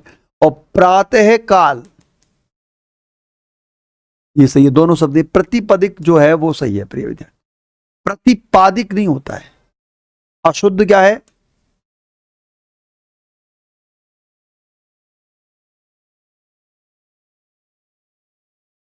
प्रतिपादिक अशुद्ध है, हम लिखते हैं इसको प्रतिपादिक है, अशुद्ध है। विज्ञप्ति के व्यापक प्रचार प्रसार के हेतु किस सूचना माध्यम सहारा लिया जाता है? विज्ञप्ति के व्यापक प्रसार हेतु किस सूचना का माध्यम सहारा लिया जाता है? समाचार पत्रों का ही लेंगे प्रिय विद्यार्थियों, क्योंकि पत्र नहीं होते हैं, शाम पत्र नहीं होता, टेलीफोन नहीं होता है, आप समाचार पत्रों के माध्यम से ही बताएंगे। 72वां प्रश्न, यदि किसी कार्यालय द्वारा दूसरे कार्यालय को अनुस्मारक का उत्तर देना है तो वह कौन से पत्र लिखेगा? भाई यदि किसी कार्यालय को उत्तर देना है तो वह ज्ञापन के माध्यम से किसी कार्यालय द्वारा दूसरे कार्यालय को अनुस्मारक करता हुआ ज्ञापन करे सौंपेगा। जी हाँ, और ये हो जाएगा आपका निम्नलिखित में से वह पत्र जिसकी केवल कार्यालय प्रति पर अधिकारी के हस्ताक्षर होते हैं वो ज्ञापन, अनुस्मारक, परिपत्र या विज्ञप्ति प्रिय विद्यार्थियों परिपत्र होता है। परिपत्र यानी आपका सर्कुलर। और ये 74वां प्रश्न एक अंग्रेजी का वाक्य है प्रिय विद्यार्थियों। उस वाक्य को कैसे पहचानेंगे आप? Whatever we meet we would talk for hours. whenever we meet we would talk for hours। यानी वाक्य का हिंदी रूपांतरण क्या होगा? हम मिलेंगे तो देर तक बातें करेंगे, जब हम मिलते थे घंटों बतियाते थे, और जब कभी हमारी मुलाकात होती हम घंटों बातें किया करते, और हमारी मुलाकातें अक्सर घंटों बातें करने वाली होती थी। जी हाँ, कैसी हैं आपकी मुलाकातें? और बताइए उत्तर इसको कमेंट में प्रिय विद्यार्थियों। जी हाँ, मुलाकातें होंगी तो घंटों में होंगी। जब कभी हमारी मुलाकात होती हम घंटों बातें किया करते थे। Whenever we meet we would talk for hours। यानी आर्स के साथ आप घंटों बतियाते थे, और जब कभी हमारी मुलाकात होती, या तो होती नहीं थी, और होती तो whenever जब कभी, हम, मीट मिलते, मुलाकात होती, हम would talk for hours, और talk for hours यानी आप कर सकते हैं। जो कुछ वह कहता है बिल्कुल सच है। वाक्य का अंग्रेजी रूपांतरण क्या होगा? जी हाँ, जो कुछ वह कहता है वो सच है प्रिय विद्यार्थियों। क्या होगा? What he says is quite true। What he says is quite true। true यानी सत्य है। What he said is quite true। What he says is quite false। और what he says was quite true। जी हाँ, what he says is quite true। जो कुछ वह कहता है बिल्कुल सच कहता है। गीता पर हाथ रखकर कसम खाते हैं कि जो कुछ कहेंगे, सच के सिवा कुछ ना कहेंगे। तो ये प्रिय विद्यार्थियों आपके 75 क्वेश्चन आपके संडे रविवार आपने प्रश्न पत्र दिया। कहां कितना आपने सही किया आप इसे चुन सकते हैं। और सुनिए प्रिय विद्यार्थियों, एक विशेष सूचना भाटिया आश्रम सूरतगढ़ जयपुर आप सभी विद्यार्थियों के लिए अन्य ऑफलाइन परीक्षा केंद्रों को भी बता देना चाहता है। प्रिय विद्यार्थियों, जो विद्यार्थी ये चाहते थे, जो दूर दराज कहीं गांव ढाणी में बैठे विद्यार्थी ये कहते थे कि भाई हमें भाटिया आश्रम के सूरतगढ़ सेंटर या जयपुर सेंटर आने में बहुत समय, धन, पैसा खर्च होता है, उन सभी विद्यार्थियों के लिए, उन ग्रामीण विद्यार्थियों के लिए जो दूर दराज कहीं कोई विशेष कस्बा आपके आसपास आ रहा है, उस कस्बे में आप इस टेस्ट सीरीज को, हमारी जो ऑफलाइन टेस्ट सीरीज चल रही है, इसको ज्वाइन कर सकते हैं। क्योंकि प्रिय विद्यार्थियों ये एलडीसी के लिए बहुत ही कारगर सिद्ध होने वाली है। जो विद्यार्थी बीकानेर और उसके आसपास के विद्यार्थी हैं वो बीकानेर में ज्वाइन कर सकते हैं।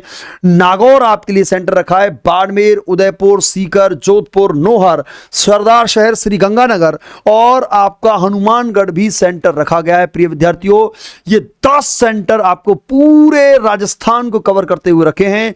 जो विद्यार्थी बेचारा अभाव से ग्रस्त है, कहीं गांव दूर दराज कहीं काम करते हुए पढ़ना चाहता है, अध्ययन करना चाहता है, हमारी टैक्सी से जुड़ना चाहता है, हमसे जुड़ना चाहता है तो प्लीज़ आप कहीं भी किसी भी नज़दीकी शहर में इन सेंटर्स का विजिट कर सकते हैं। और अतिरिक्त जानकारी के लिए हमारे हेल्पलाइन नंबर दिए गए हैं 9828222300, 86939622 और 300 पर भी आप कॉल कर सकते हैं और विजिट कर सकते हैं प्रिय विद्यार्थियों हमारे दोनों मुख्य सेंटर आपके सूरतगढ़ और जयपुर को। धन्यवाद, मिलते हैं अगले परीक्षा पत्र पे। तब तक के लिए मुझे दीजिए इजाजत और आप रहिए खुश और पढ़ते रहिए। धन्यवाद। नमस्कार दोस्तों, सभी का हार्दिक स्वागत है आपके अपने YouTube चैनल भाटिया आश्रम पर। भाटिया आश्रम के डिजिटल प्लेटफॉर्म में स्वागत है आप सभी का। हम टेस्ट डिस्कस करने वाले हैं जो कि आपके सामने है। पहला प्रश्न है, यहाँ पे रिक्त स्थान है, आपको यहाँ पे मैच करना है। देखते हैं क्या आएगा आपके पास में। ये क्वेश्चन है, क्वेश्चन आप ऑलरेडी पहले देख चुके हैं, उम्मीद है पहले ही इस क्वेश्चन को देख चुके हैं, तो जाहिर सी बात है हम इसको डिस्कस करते हैं। सबसे पहला सेंटेंस है ही सैड। ही के बाद कह रहा है सैड कहता है पास्ट टेंस को, वर्ब की सेकंड फॉर्म। ही सैड यानी पास्ट टेंस, तो आगे भी पास्ट ही आएगा, कभी प्रेजेंट नहीं आ सकता, यानी थर्ड ऑप्शन तो बिल्कुल नहीं आ सकता। हेल्पिंग वर्ब चाहिए, ये हेल्पिंग वर्ब नहीं है, यानी ऐसा कोई ऑप्शन जिसमें फर्स्ट ऑप्शन के अंदर अगर आपको तीसरा या चौथा ऑप्शन कोई है तो काट दो, कोई भी नहीं है, बात ही खत्म हो गई। यानी या तो पहला, दूसरा या पांचवा आएगा। He said that he dash the work. तो अब पहला सेंटेंस क्या आएगा, अब बोलने से पहले काम समाप्त कर लिया है, तो पांचवा ऑप्शन सबसे पहले बन सकता है। He had completed the work. If से कोई सेंटेंस स्टार्ट हो रहा है, यहाँ वर्ब की सेकंड फॉर्म है तो यहाँ वुड आना चाहिए, यहाँ पे वुड आना चाहिए। वुड कौन सा ऑप्शन है, दूसरा ऑप्शन है, ये बिल्कुल सही पेयर बन रहा है। I have been living here, यहाँ पे आएगा सिंस क्या दिखाता है, पॉइंट ऑफ टाइम, तो ये हमारे पास में चौथा ऑप्शन बन गया। अब ऑप्शन आपके पास बन गए तो वी रीच, जब तक हम पहुंचेंगे, विल हैव शैल हैव की बात करते हैं कि जब हम पहुंचे थे तो ट्रेन निकल चुकी थी, हैड लेफ्ट आ जाएगा। तो दो एक्शन है, ये बाद में हुआ है, ये पहले हुआ है, तो ये नियम आ गया। और बचा हुआ नियम जो है वो ई ऑप्शन बन जाएगा, थर्ड वाला क्या बनेगा, third. The teacher said that the earth is round. तो ये हमारा आंसर बन जाएगा ऑप्शन नंबर 3, जो कि बहुत ही आसान तरीके से बन गया। एक और सवाल हमारे पास में मैच द कॉलम का, क्वेश्चन नंबर 77 क्या कहता है भाई, 77 कहता है, फिर से सेंटेंस है हमारे पास में। सबसे आसान पेयर उठाओ पहले, इफ इट रेन्स, अगर बरसात होती है तो आगे विल या शेल में से एक आना चाहिए, विल या शेल में से एक आना चाहिए। विल या शेल है अपने पास में, नहीं है। अगर नहीं है तो एक ऑप्शन गड़बड़ हो गया भाई, एक ऑप्शन गड़बड़ हो गया। तो कहता है यहाँ पे फिर वर्ब की फर्स्ट फॉर्म आनी चाहिए, वी रिटर्न होम, यानी कि सी पे फर्स्ट ऑप्शन, तीसरा ऑप्शन फर्स्ट जिसमें उसको रोक लो, एक ये रहा तीसरे पे फर्स्ट ऑप्शन, और दूसरा वी स्टे एट होम, यानी वर्ब की फर्स्ट फॉर्म का थर्ड ऑप्शन भी हो सकता है। तो यानी इसमें तो आप अंदाजा नहीं लगा सकते भाई, बात ही खत्म हो गई। फिर आगे बढ़ते हैं, when I entered the room, जब मैं एंटर करता हूँ रूम में, when I entered the room they were having dinner, ये आंसर बिल्कुल ठीक है। जब मैंने रूम में एंट्री की तो वो खाना खा रहे थे, तो बी का पांचवा ऑप्शन किस में, ये रहा और ये रहा, बाकी ऑप्शन उड़ा दो, इन दो में से कोई एक ऑप्शन आएगा। नोटिस करो थर्ड ऑप्शन दोनों में सेम है। इनके ऊपर अब बात करते हैं। शी सैड दैट, उसने उसे पहले भी देखा है, तो एक्शन अगर पहले हुआ है तो हेड प्लस वर्ब की थर्ड फॉर्म आएगी, यानी सेकंड ऑप्शन सही हो जाएगा। ये एलिमिनेशन का तरीका है, ट्रिक से आप इस सवाल को उड़ा सकते थे, ये एक सिंपल सा पॉइंट है। अगला सवाल आता है 78 नंबर। सवाल कहता है the statement the teacher said that the earth moves around the sun is grammatically incorrect. Incorrect का मतलब गलत नहीं है, गलत है। The teacher said that the earth moves round the sun, और दूसरा कहता है universal truth do not normally change their tenses, अब एक स्टेटमेंट कहता है the teacher said that the earth moves round the sun, और यूनिवर्सल ट्रुथ, अब यहाँ पे ये स्टेटमेंट भी है, अब यहाँ पे दोनों स्टेटमेंट यहाँ पे करेक्ट है। Teacher said that the earth moves around the sun, और एग्जैक्ट कंप्लीट है, स्टेटमेंट में भी गलती नहीं है, और यहाँ पे ये स्टेटमेंट इसको एक्सप्लेन कर रही है। अब एक लाइन को समझना, यूनिवर्सल ट्रुथ जनरल फैक्ट्स में परिवर्तन नहीं होता है टेंसेस में, जब टेंसेस में परिवर्तन नहीं होता है तो ये आंसर हमारा सही हो जाएगा। अगले सवाल की तरफ बढ़ते हैं। Question number 79। क्वेश्चन नंबर 79 बात करते हैं क्वेश्चन नंबर 79 पर। हाँ, सवाल क्या कहता है? In time clauses introduced by when, before, after और until, any tense could be, any tense can be used to express present time। एक स्टेटमेंट कहता है कि अगर किसी सेंटेंस में इनका प्रयोग होगा तो वो प्रेजेंट को ही दिखाएंगे। ऐसा नहीं है, ऐसा नहीं है। व्हेन का इस्तेमाल आप करके पास्ट को दिखा सकते हैं, अंटिल का इस्तेमाल करके आप पास्ट को दिखा सकते हैं, अनलेस का इस्तेमाल करके आप पास्ट को दिखा सकते हैं, और ऐसा बिफोर और आफ्टर को भी दिखा के पास्ट का इस्तेमाल कर सकते हैं। तो भाई ये स्टेटमेंट तो फॉल्स है, स्टेटमेंट फॉल्स है, स्टेटमेंट फॉल्स है। अब स्टेटमेंट फॉल्स है तो आगे बढ़ते हैं। क्या कहता है? English grammar avoid the use of future tense after time, after time conjunction in. हाँ, कई बार ऐसा होता है, ये स्टेटमेंट बिल्कुल सही है। क्या स्टेटमेंट है? कि कई स्टेटमेंट्स के अंदर हम फ्यूचर टेंस को अवॉइड करते हैं। जब हमारे पास कोई एक्शन जो हो, किस चीज़ को दिखाए, कोई कंस्ट्रक्शन दिखाई जाए, कोई वाक्य दिखाया जाए, या फिर वो काम होते हुए दिखाया जाए, तो कंजंक्शन के बाद हम कोशिश करते हैं कि फ्यूचर टेंस का इस्तेमाल ना करें। फ्यूचर टेंस का इस्तेमाल हम पहले कर लेंगे, कंजंक्शन के बाद नहीं करते हैं। तो ये एक पॉइंट हमारा क्लियर है। अगला सवाल है हमारे पास में, ग्रामेटिकली करेक्ट सेंटेंस ढूंढना है। ग्रामेटिकली करेक्ट सेंटेंस, तो सबसे पहला वो पेयर हटा दो जिनमें नो सूनर के साथ में वेन लगा हुआ है। नो सूनर के साथ में क्या लगा हुआ है? वेन लगा हुआ है। ये गलत स्टेटमेंट है, THAN देन आता है। तो जिनमें वेन है वो काट दो, एक स्टेटमेंट कट गई। दूसरा पॉइंट क्या है? नो सूनर के तुरंत बाद हेल्पिंग वर्ब चाहिए। तुरंत बाद में क्या चाहिए? हेल्पिंग वर्ब चाहिए। एक ये पॉइंट हो गया। तुरंत बाद में यहाँ हेल्पिंग वर्ब नहीं है, काट दो। दो ऑप्शन हो गए भाई, दो ऑप्शन हो गए। अब इनमें से ग्रामेटिकली करेक्ट देखना है। No sooner did the teacher enter then the student stood up, और एक है टीचर ने पहले एंटर किया है और बाद में बच्चे खड़े हुए हैं। पहले टीचर ने एंटर किया और बाद में बच्चे खड़े हुए। तो अब ऐसी अवस्था के अंदर जब पहले टीचर एंटर कर चुका है तभी काम बनेगा। पहले ये काम हुआ है, जब कोई काम पहले होगा तो हेड प्लस वर्ब की थर्ड फॉर्म वाला कंसेप्ट लगेगा, और बाद में जो काम होगा उसमें वर्ब की सेकंड फॉर्म का कंसेप्ट लगेगा। अगला सवाल आता है हमारे पास, ये बहुत अच्छा क्वेश्चन है। वुड हैव का इस्तेमाल किया गया है, थर्ड कंडीशन की बात हो रही है, थर्ड कंडीशन है, वुड हैव का इस्तेमाल है, तो यहाँ पे हैड स्टडीड आ जाएगा। सिंपल सा रूल है। इसके स्ट्रक्चर क्या कहता है? स्ट्रक्चर देख लीजिए, if plus subject plus head plus verb की third form and then object, and then object. फिर आ जाएगा subject plus would have, subject plus would have plus verb की third form and then object. आगे would have तो है ही, तो हेड प्लस वर्ब की थर्ड फॉर्म आ जाएगी। ये क्वेश्चन बहुत इजी था। अगला सवाल देखते हैं, 82 नंबर। 82 नंबर क्या है? करेक्ट सेंटेंस देखना है। पहला सवाल क्या आता है? ये सारे इनडायरेक्ट स्पीच है। सारे कौन से हैं? इनडायरेक्ट स्पीच है। हेल्पिंग वर्ब सब्जेक्ट के बाद जाएगा, हेल्पिंग वर्ब सब्जेक्ट के बाद जाता है, सब्जेक्ट के बाद में आएगा। अब यहां पे हेल्पिंग वर्ब बाद में है, लेकिन यहां पहले है, यहां पहले है। ये दो ऑप्शन काट दो। इनडायरेक्ट स्पीच हमेशा पास्ट में जाती है, बी ऑप्शन सही है। तो ये आंसर हमारे पास में आ जाएगा। अगला सवाल है, बाय द नेक्स्ट दिसंबर की बात हो रही है, अगले दिसंबर में, और आगे सिंस और फोर का प्रयोग है। जिन वाक्यों में सिंस और फोर का प्रयोग होता है टाइम के साथ में, उसमें हमेशा प्रेजेंट या पास्ट या फ्यूचर परफेक्ट कंटिन्यूअस टेंस लगता है, और परफेक्ट कंटिन्यूअस टेंस में विल और शेल के साथ में हैव बीन का प्रयोग होता है। विल और शेल के साथ में हैव बीन का प्रयोग होता है वर्ब की थर्ड फॉर्म के साथ। तो आंसर आ जाएगा ऑप्शन नंबर 2। अगला सवाल है हमारे पास में, बहुत इजी क्वेश्चंस हो रहे हैं भाई, क्वेश्चंस का लेवल बहुत आसान है। नंबर तीसरा सवाल क्या है? ये सवाल बहुत अच्छा है बच्चा जी, देखते हैं। सबसे पहला सवाल क्या है भाई? हार्डली के अंदर हेल्पिंग वर्ब सब्जेक्ट से पहले आएगा। इन्वर्जन का रूल लगता है भाई, ये गलत है यहाँ पे।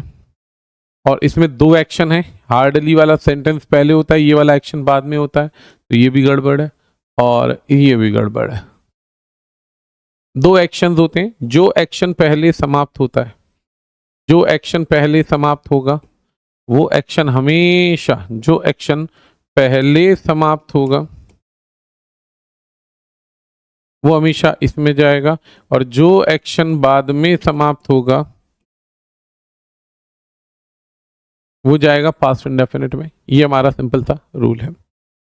अगला सवाल आता है हमारे पास में, ये बहुत इजी क्वेश्चन है, ये अनरियल कंडीशन को दिखाता है, अनरियल कंडीशन को दिखाता है। अनरियल कंडीशन क्या है? इफ प्लस सब्जेक्ट प्लस वर्ग का प्रयोग होगा संज्ञा के साथ में, वर्ग का प्रयोग होगा संज्ञा के साथ में, और आगे आएगा वुड का इस्तेमाल, आगे आएगा वुड का इस्तेमाल। ये एक सिंपल सा रूल है। इफ आई वर यू हमारा आंसर है, कभी भी इसमें और कोई अन्य रूल नहीं जा सकता है। अनरियल कंडीशन एक्सेप्शनल सवाल होता है और यही स्ट्रक्चर आपका चलाया जाता है। ठीक है, काश मैं तुम्हारी जगह होता। ये जितने भी सेंटेंसेस हैं अनरियल है, अगर की परिस्थिति में शुरू होते हैं। अगर मैं तुम्हारे स्थान पर होता, अगर मैं तुम्हारी जगह होता, तुम्हारी जगह होता तो ये करता, तो ऐसा करता, तो वैसा करता, तो ऐसा करता, वैसा करता। तो इसका स्ट्रक्चर हमारे पास यही जाएगा। अगला सवाल आता है फिर से मैच द कॉलम का है। यहाँ पे मैच द कॉलम है, सेंटेंस को पूरा करना है। ठीक है जी, मैच द कॉलम में सेंटेंस को पूरा करना है। इस सेंटेंस को एक बार देखिए जरा। मैच द कॉलम में एक एक्टिव है, दूसरा पैसिव है, ऐसा ही कुछ। ठीक है, एक्टिव और पैसिव का रूल देखना है भाई। यहाँ पे सबसे पहले the teacher praised the boy, verb की सेकंड फॉर्म में हेड के साथ आएगा। The boy was praised by the teacher, यानी ए पे तीसरा ऑप्शन कौन सा है? ये वाला। ये दो ऑप्शन कट गए, इन दोनों को रोक लेते हैं। He is repairing the car is being repaired किस में है? ये रहा। पांचवा ऑप्शन देख लो इसमें, तीसरे के बाद पांचवा। तो इस प्रकार से आपका आंसर बन जाएगा। चौथा ऑप्शन है, बेहतरीन सवाल है, बहुत अच्छे से प्रेजेंट किए गए। इन क्वेश्चंस को एक बार देखिएगा, बहुत मजा आएगा। एक और सवाल है पैसिव और एक्टिव का ही, फिर से देखते हैं। Who wrote this poem, who co हमेशा बदला जाता है पैसिव वॉइस में बाय हुम में, हु को बदला जाता है बाय हुम में। ए का ऑप्शन नंबर आ रहा है 4, ए का ऑप्शन 4, इसमें ये दो ऑप्शन एलिमिनेट हो गए।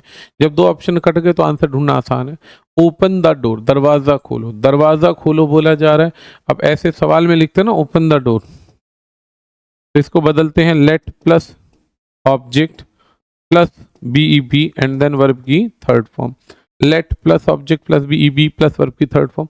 तो let the door be open, be पे तीसरा आना चाहिए। ये ऑप्शन सही हो जाएगा, बाकी सारे गलत हैं। हो गया जी। ऐसे ही did she finish the work, तो क्या आएगा? Was the work finished by her, was the work finished by her, C का दूसरा हो जाएगा। सी पे दूसरा ये रहा।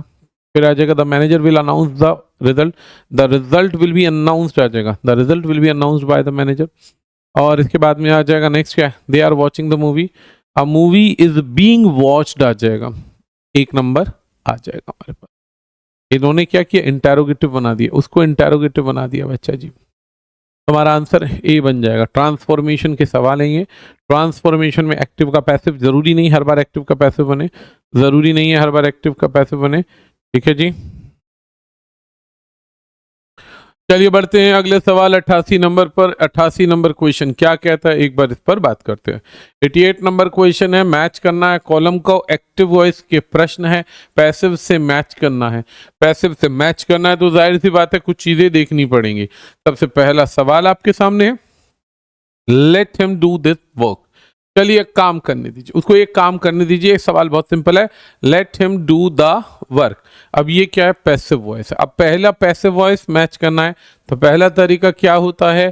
सिंपल सा तरीका है, लेट का प्रयोग कीजिए, ऑब्जेक्ट लगाइए, साथ में बीईबी, फिर वर्ब की थर्ड फॉर्म।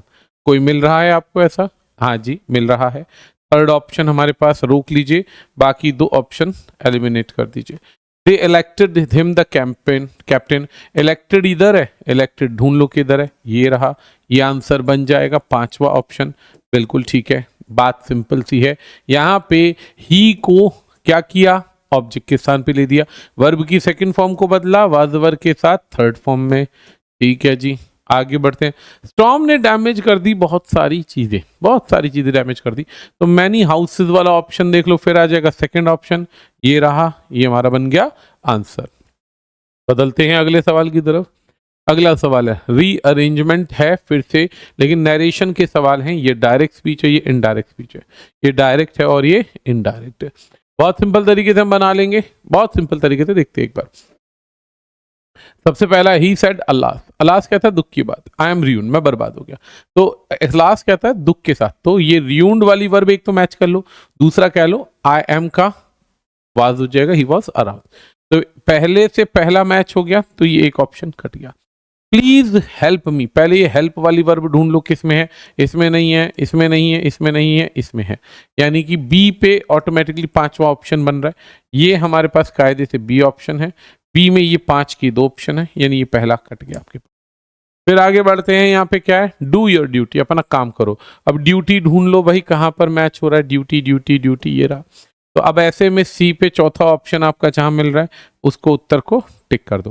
पहला तरीका तो है ये आंसर ढूंढने का, जो आप तेजी से ढूंढ सकते हो। नहीं इससे मिलता तो फिर हम कुछ ना कुछ इसके रास्ते बनाते हैं, फिर हम पूरे के पूरे नियमों को पढ़ते हैं। अगला सवाल आता है भाई, क्वेश्चन नंबर 90 क्या है। He said I shall return soon. He said I would return, जिसमें है वो देख लो, would return इसमें है, तो पहला ऑप्शन थर्ड वाला होना चाहिए, बाकी दो ऑप्शन उड़ा दो। ठीक है जी, इसमें थर्ड ऑप्शन है, इसमें थर्ड ऑप्शन है और इसमें थर्ड ऑप्शन है। ठीक है जी, इसके बाद द जज said that prisoner is guilty, guilty ढूंढ लो और इजमार का वाजवर कर दो, यानी दूसरे पे पांचवा ऑप्शन किस में ठीक है, ये चौथा है, ये पांचवा है, पहला ऑप्शन ठीक हो गया। अगला सवाल चलते हैं, ये ट्रिक बेस पे क्वेश्चन है, आसानी से बन रहे थे। अब असर्शन और रीजनिंग के फिर से कुछ क्वेश्चन आ गए। 91 नंबर सवाल है, फिर से बात करते हैं। सवाल कहता है in indirect narration, indirect speech है, interrogative sentences change into assertive. ये बिल्कुल सिंपल है, जितने भी प्रश्नवाचक वाक्य हैं, प्रश्नवाचक वाक्य हैं, इनको बदला जाता है असर्टिव में, इंटेरोगेटिव बदला जाता है असर्टिव सेंटेंस में। सेंटेंस बिल्कुल ठीक है। The auxiliary verb is placed after the subject in indirect speech. Auxiliary verb जितनी भी है, यानी हेल्पिंग वर्ब हो गई या मोडाल्स हो गए, ये हमेशा असर्टिव सेंटेंस में जब बदलते हैं इनडायरेक्ट स्पीच में, तो ये सब्जेक्ट के बाद में शिफ्ट हो जाते हैं। बिल्कुल ठीक है, दोनों स्टेटमेंट बिल्कुल करेक्ट है, दोनों स्टेटमेंट बिल्कुल करेक्ट है, कोई गड़बड़ी इसमें नहीं है। ठीक है जी, आगे बढ़ते हैं। नंबर नेक्स्ट 92 नंबर सवाल कहता है he ordered that the gate should be closed can be used as an indirect form of an imperative sentence। कि भाई ये indirect statement है और imperative sentence है। ठीक है जी, यहाँ पे statement तो सच है, यानी कि ये जो statement है सच है। imperative statement sentence in indirect narration are often changed using exclamatory sentence। विस्मयादि में नहीं बदलती है, असर्टिव में बदलती है। डायरेक्ट स्पीच आपकी 5 हिस्सों में बदल सकती है, असर्टिव में बदल सकती है, इंटेरोगेटिव में बदल सकती है, इंपैरेटिव में बदल सकती है, ऑब्जेक्टिव में बदल सकती है, एक्सक्लामेटरी में हो सकती है। लेकिन जब आप इसे असर्ट जो चेंज करेंगे इनडायरेक्ट में, तो ये केवल असर्टिव बनता है और कोई वाक्य बन ही नहीं सकता। तो स्टेटमेंट सही है, रीजन गलत है। स्टेटमेंट बिल्कुल सही है और रीजन बिल्कुल गलत है। अगला सवाल हमारे पास में, नेक्स्ट क्वेश्चन क्या कहते हैं, नेक्स्ट क्वेश्चन देख लीजिए। एक और सवाल है भाई, in indirect speech the sentence he said I am tired change करेंगे तो he said that he was tired. Statement बिल्कुल सही है। फिर आगे बढ़ते हैं, when the reported verb is in past tense, जब रिपोर्टेड वर्ब पास्ट टेंस में होगी, the present tense of the reported speech generally changes into correspondence past tense. बिल्कुल ठीक है, दोनों सेंटेंस ठीक है, दोनों बातें बिल्कुल ठीक है, दोनों बातें बिल्कुल ठीक है। एक सेंटेंस क्या कहता है भाई, एक सेंटेंस कहता है कि नरेशन के अंदर जब हम क्वेश्चन को बदलते हैं तो डायरेक्ट को इनडायरेक्ट में बदलते समय हम हेल्पिंग वर्ब चेंज करते हैं अकॉर्डिंगली। बिल्कुल ठीक है, बदलते हैं। दूसरा पॉइंट क्या कह रहा है कि बदलते समय हम, इसका ये आंसर होगा, ये भी ठीक था। अगला सवाल है नरेशन का, he said alas my brother is dead. पहली बात इज डेड का वाज डेड होगा, जिसमें वाज डेड उसको रोक लो, बाकी काट दो। दूसरी बात ये एक्सक्लेम विद सोरो होगा, इन दोनों में एक्सक्लेम विद सोरो है, इसमें केवल टोल्ड है, ये भी गलत है। अब दैट के बाद एक्सक्लेम विद सैडली नहीं होता है, सोरो होता है, ये सवाल है।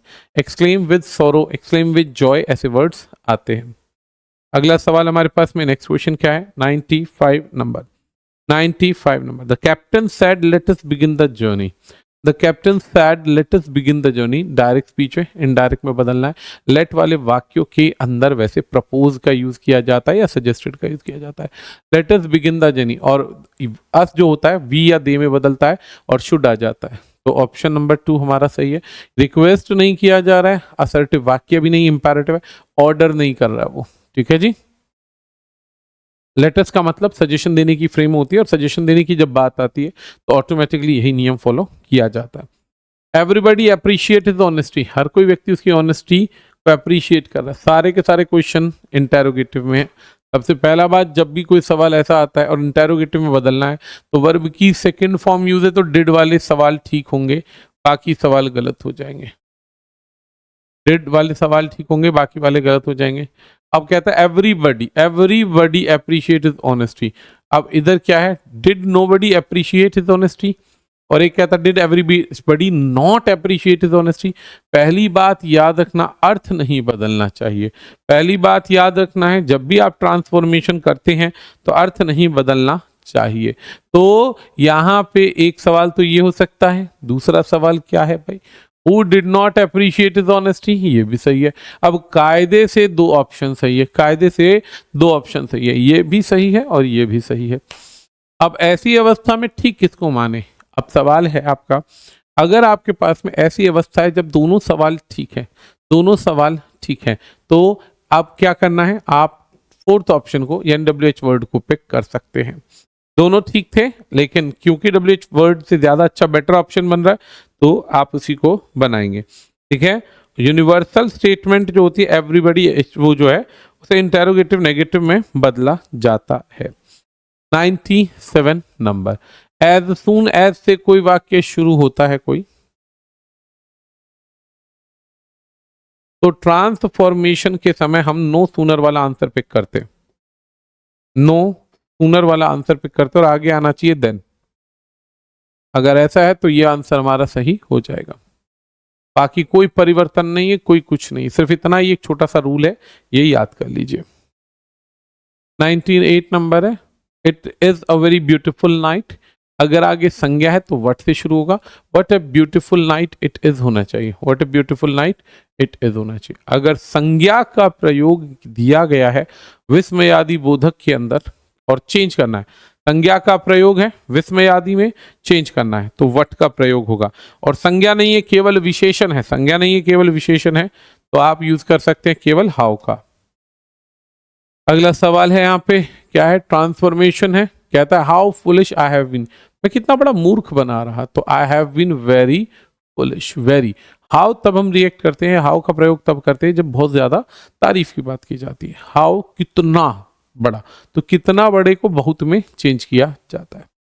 अगला सवाल है ओनली अ वाइज, किसी भी वाक्य में ओनली का इस्तेमाल हो, नन बट वाला आंसर ठीक होगा, बात ही खत्म।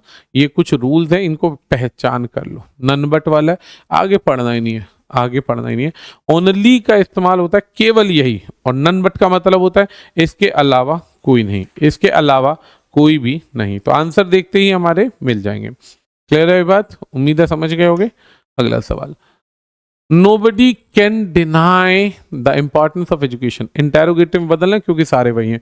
पहली बात सवाल बनेगा तो कैन से बनेगा, पहली बात तो किससे बनेगा, कैन से बनेगा। नोबडी कैन डिनाई, अब सवाल फिर से वही आता है, can anybody deny the importance of education, can nobody deny, क्या कोई मना नहीं, इसमें क्या कहता है, क्या कोई मना कर सकता है, क्या कोई मना नहीं कर सकता। Who can deny the importance of education? अब यहां पर ऑप्शन नंबर 4 को प्रायोरिटी सबसे ज्यादा दी जाती है। अगर आपके पास में ऐसा कोई क्वेश्चन आता है जिसमें 2 ऑप्शन ठीक हो तो WH वर्ड से पूछे गए सवाल को सबसे ज्यादा महत्वता दी जाती है, क्योंकि यहाँ पे कि कौन है ऐसा जो इंपॉर्टेंस को मना कर पाएगा, कोई भी नहीं है जो एजुकेशन की इंपॉर्टेंस को मना कर पाए। अगला सवाल है ही इज वेरी पंचुअल, तो पंचुअल है तो पंचुअल का अपोजिट होता है इरेगुलर, और नेगेटिव में बदलना है तो नोट भी लग गया, तो he is not irregular. Third option सही है, थर्ड ऑप्शन सही है। अगला सवाल है it was an extremely exciting match, बहुत जबरदस्त मैच था, बहुत जबरदस्त मैच था। तो what an extremely exciting match it was, it is आना चाहिए। What an exciting match, what an exciting match, ठीक है जी। तो पहली बात, जब हम व्हाट का इस्तेमाल कर रहे हैं तो एक्सट्रीमली का इस्तेमाल नहीं करना चाहिए, कायदे से ये होना चाहिए। तो एक आपका ये ऑप्शन बन जाता है। व्हाट हटाएंगे तो एक्सट्रीमली और वेरी का इस्तेमाल किया जाता है, व्हाट हटाएंगे तो एक्सट्रीमली और वेरी का इस्तेमाल किया जाता है। और अगर व्हाट लगा हुआ है तो दोनों को इस्तेमाल अगर एक साथ करते हैं तो आवश्यकता से अधिक हो जाएगा, और आवश्यकता से अधिक होगा तो उसे सुपरफ्लुअस कहा जाएगा, उसे कहा जाएगा superfluous.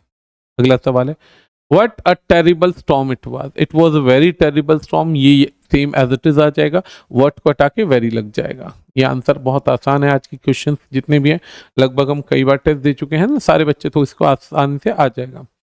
Everyone admired her courage. हर कोई उसका courage admire कर रहा है। Nobody did not admire her courage. Nobody failed to admire. कायदे से everyone admired में nobody failed to admire her courage भी हमारा एग्जैक्ट है। nobody admire her courage ये तो गलत हो जाएगा। did nobody admire her courage, दो ऑप्शन सही है। कायदे से अगर हमारे पास फिर से सवाल देखा जाए, कायदे से हमारे पास सवाल देखा जाए तो आपको रीडिंग में दो सवाल पसंद आते होंगे, दो सवाल पसंद आ जाएंगे। जब भी ऐसा कोई क्वेश्चन आएगा तो आपके सामने दो बाधाएं आ जाएंगी, दो बाधाएं आ जाएंगी। इंटेरोगेटिव भी सही लग रहा है और सिंपल वाला भी सही लग रहा है, लेकिन डिड से, हेल्पिंग वर्ब से अगर शुरू करते हो तो क्वेश्चन वर्ड लगाना जरूरी है, और जब क्वेश्चन वर्ड लगाते हो तो नोबडी की जगह एनीबडी होता है, तो ये गलत हो जाएगा। अगला सवाल आता है भाई यहाँ पे, dash students in the class could solve this problem but dash of them explained it properly. सवाल कहता है कि कुछ विद्यार्थी सॉल्व कर सकते हैं और कुछ उसे क्या कर सकते हैं, एक्सप्लेन कर सकते हैं। कुछ हल कर सकते हैं और कुछ क्या कर सकते हैं भाई, एक्सप्लेन कर सकते हैं, या ना के बराबर। देखो, अगर मैं कहता हूं विरोधाभास बट का इस्तेमाल ध्यान रखना, तो पहली बात अगर मैं इसका इस्तेमाल करता हूं, कहता है ना के बराबर सॉल्व कर सकते हैं, ना के बराबर एक्सप्लेन कर सकते हैं, ये तो गलत है। जब सॉल्व ही नहीं कर सकते तो एक्सप्लेन करेंगे कैसे, ये तो थ्योरी ही गलत है। दा का प्रयोग तब करते जब हमारे पास में कोई डिस्क्रिप्शन होती है, डिस्क्रिप्शन भी नहीं है। दा फ्यू तब आता है जब आगे वाली संज्ञा को निश्चित बनाया जाता है। दा का प्रयोग तब होता है जब आगे वाली इस वाली संज्ञा को डेफिनेट बनाया जाता है, और डेफिनेट बनाया जाएगा अतिरिक्त इंफॉर्मेशन देकर, वो भी नहीं है। तो ऑप्शन नंबर 2 हमारा सही हो जाएगा, ऑप्शन नंबर 2 हमारा सही हो जाएगा। अगला सवाल है, नेक्स्ट क्वेश्चन क्या है भाई, नेक्स्ट क्वेश्चन हमारे पास में है, he has been suffering from fever since Monday। Monday से पहले कभी आर्टिकल नहीं आता है, आर्टिकल नहीं आता तो पहले वाले में तो शून्य है। And was admitted to hospital yesterday, and was admitted to hospital. अब दा तब भी नहीं आएगा भाई, अब ध्यान दो, दा तो कौन से हॉस्पिटल में आए, तो मेरे अनुसार तो नो, कुछ भी नहीं आना चाहिए, एडमिटेड टू हॉस्पिटल। अब आंसर में यहाँ पे द हॉस्पिटल लिखा हुआ है, एडमिटेड टू द हॉस्पिटल। पहली बात, पहली चीज मेरे अनुसार अभी भी यही है, school, college, jail, court, church, इनमें कभी भी क्या नहीं आता है, आर्टिकल नहीं आएगा, इनमें कभी भी आर्टिकल नहीं आएगा, बात खत्म हो गई। इनसे पहले कभी आर्टिकल नहीं आएगा जब तक इन्हें डेफिनेट नहीं बनाया जाता। अब कई पेपरों में अगर दा लगाया हुआ है तो वो गलत है, अगर दा लगाया हुआ है तो वो गलत है, ये बात ध्यान रखना। कौन से हॉस्पिटल में किया है ये पता ही नहीं है, सफरिंग फ्रॉम फीवर, फीवर से जूझ रहा था, हॉस्पिटल में एडमिट करा दिया, कौन से हॉस्पिटल में, कोई जानकारी नहीं है, कोई आर्टिकल नहीं आएगा। ओके, अ लिटिल नॉलेज, अब अगर कहते हैं अ लिटिल, लिटिल लगाते तो बिल्कुल नहीं है, a little knowledge is a dangerous thing. A little का मतलब क्या होता है, अ लिटिल होता है कि अधपका ज्ञान, ज्ञान कम है तो नुकसानदायक है, ठीक है जी। अगला सवाल हमारे पास में क्या है, सवाल है one of my friends. One of का इस्तेमाल करते आगे बहुवचन संज्ञा आएगी, यहाँ बहुवचन नहीं है, काट दिया, यहाँ बहुवचन नहीं है, काट दिया। एमएलए में एम पढ़ते हैं तो एम का ध्वनि आता है, ए पहले आता है, और ए जो है ये एक स्वर है, स्वर को अंग्रेजी में वॉवल कहते हैं, वॉवल से पहले एन आएगा। अगला क्वेश्चन देखते हैं भाई, ही spent dash money, dash he had, जितना पैसा उसके पास था वो खर्च हो गया अपने पिता के ट्रीटमेंट पर।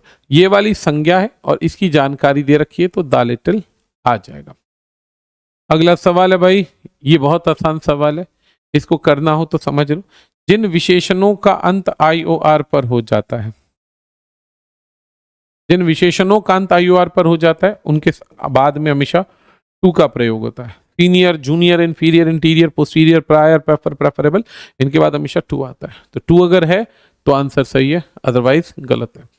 जो देन, ओवर, फ्रॉम कुछ भी नहीं आएगा। Senior, junior, inferior, interior, posterior, prior, prefer, preferable के बाद हमेशा टू आता है। अगला सवाल है, इंसिस्टेड ऑन आता है, on paying, he insist on paying the bill himself. वो बार बार दबाव दे रहा था कि बिल मैं ही पे करूंगा। बहुत सारे लोग होते हैं जो आपस में अड़ जाते हैं कि नहीं यार बिल तो हम ही पे करेंगे, आप क्यों पे करेंगे। तो इंसिस्ट होता है जिद करना। अगला सवाल आता है भाई यहाँ पे,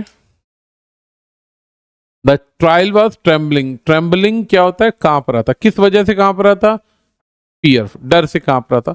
ट्रेम्बलिंग विद फियर, डर से कांपना, डर साथ था, डर लग चुका था और अंदर वो भाव था तो उस भाव की वजह से लड़ रहा था, तो विद फियर। अगला सवाल है, कंसिस्ट और कंप्राइज के साथ वैसे ऑफ आता है।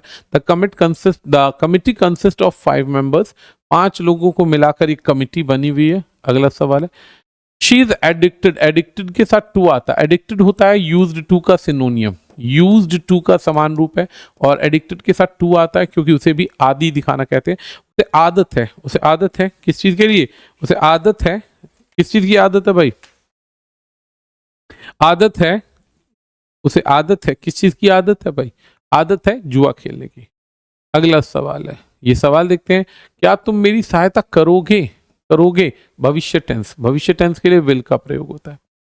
भविष्य को दिखाना है तो विल का प्रयोग होगा। She has completed her work, she has completed her work, has completed her work, has यानी काम प्रेजेंट में हुआ है, गा गेगी अंत में नहीं आएगा, ना ही था आएगा, ये दो चार हटा दो। रहा रही तब आता है जब इज़ेमार हो, तो एक उत्तर सही हो जाएगा। अगला सवाल है, I shall never forget your kindness, मैं तुम्हारी दयालुता कभी नहीं भूलूंगा, मैं भूलूंगा, भविष्य की बात हो रही है, गा ये दो गलत है। मैं तुम्हारी दयालुता भूल गया, कह रहा है नहीं भूलूंगा भाई, नेगेटिव सेंटेंस है, नेगेटिव का आंसर जाहिर सी बात है नॉट के साथ होगा। अगला सवाल हमारे पास में क्या कहता है, नेक्स्ट क्वेश्चन एक और है हमारे पास में, the train had left before we reach the station. Train had left, पहले जा चुकी थी हमारे स्टेशन पहुंचने से पहले, तो स्टेशन पहुंचने से पहले ट्रेन निकल चुकी थी, ये सही है। स्टेशन पहुंचने के बाद, बाद क्यों, बिफोर है ना, पहले निकली थी, बाकी दो ऑप्शन गड़बड़। अगला सवाल, we shall overcome all the difficulties. We shall overcome, हम जितनी भी कठिनाइयां उनको पार कर लेंगे, जितनी भी कठिनाइयां हैं उनको पार कर लेंगे। तो हम सभी कठिनाइयों को पार कर चुके हैं नहीं, कर लेंगे, भविष्य की बात हो रही है। अगला सवाल आता है, कौन सा वाक्य सही है, इसमें से देखना है, कौन सा वाक्य सही है इसको देखना है। बहुत इजी क्वेश्चन थे इस वाले पेपर में, तो भाई बहुत इजी पेपर में क्वेश्चन है, इनको एक बार देखना है। अब सवाल को देखते हैं क्या उत्तर आएगा हमारे पास में। सवाल को देखते हैं, सबसे पहला पॉइंट आता है नन ऑफ द का, सबसे पहला पॉइंट आता है नन ऑफ द।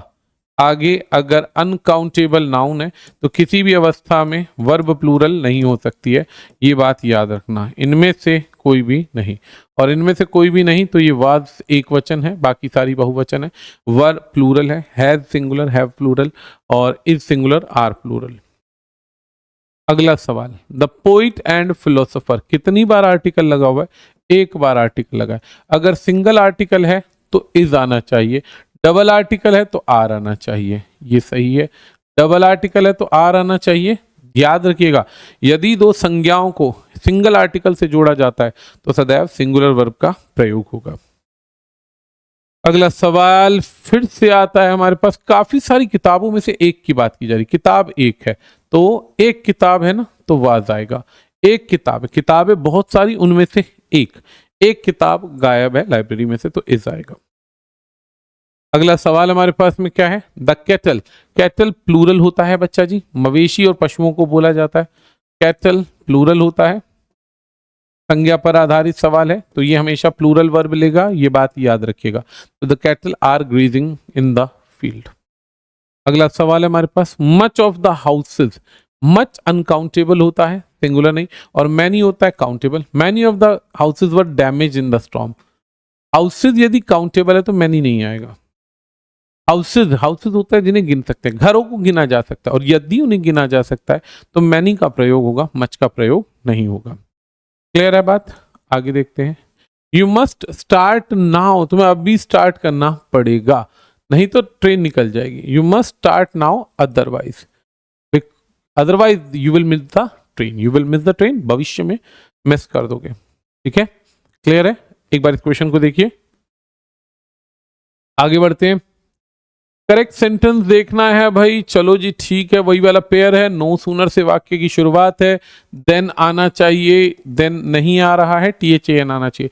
दूसरी बात, हेल्पिंग वर्ब में इन्वर्जन का रूल लगेगा, जो कि नहीं लगा हुआ, ये आंसर सही हो जाएगा, option number 2, option number 2।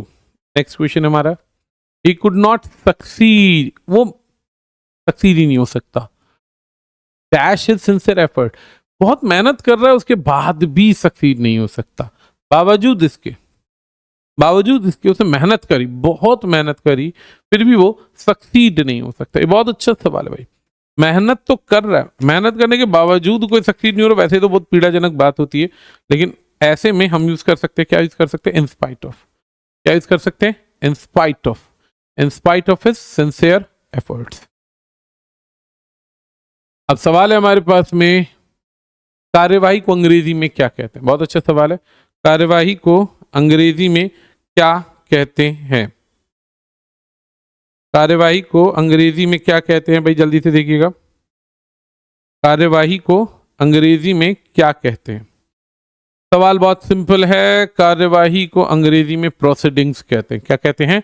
Proceedings. Litigation आरोप होता है, प्रोसीजर होता है किसी काम को चलाने का तरीका, अमेंडमेंट होता है बदलाव, परिवर्तन। बजट को हम क्या कहते हैं? बजट को विनियोग, बजट, आय व्यय या लेखा परीक्षा, लेखा परीक्षा। अब आय व्यय कहा जाता है, क्या कहता है? आय व्यय। अगला सवाल है, थोड़ा जल्दी खींचते हैं, तो वो क्या वाले, अनुबंध को क्या कहेंगे? एफिडेविट, कॉन्ट्रैक्ट, सर्कुलर और ऑडिट। 4 ऑप्शन है। अब सवाल आपके पास में, एफिडेविट को क्या कहते हैं? नेक्स्ट क्वेश्चन है अनुबंध, अनुबंध को क्या कह देते हैं भाई? एफिडेविट, कॉन्ट्रैक्ट, सर्कुलर और ऑडिट। 4 ऑप्शन है हमारे पास में।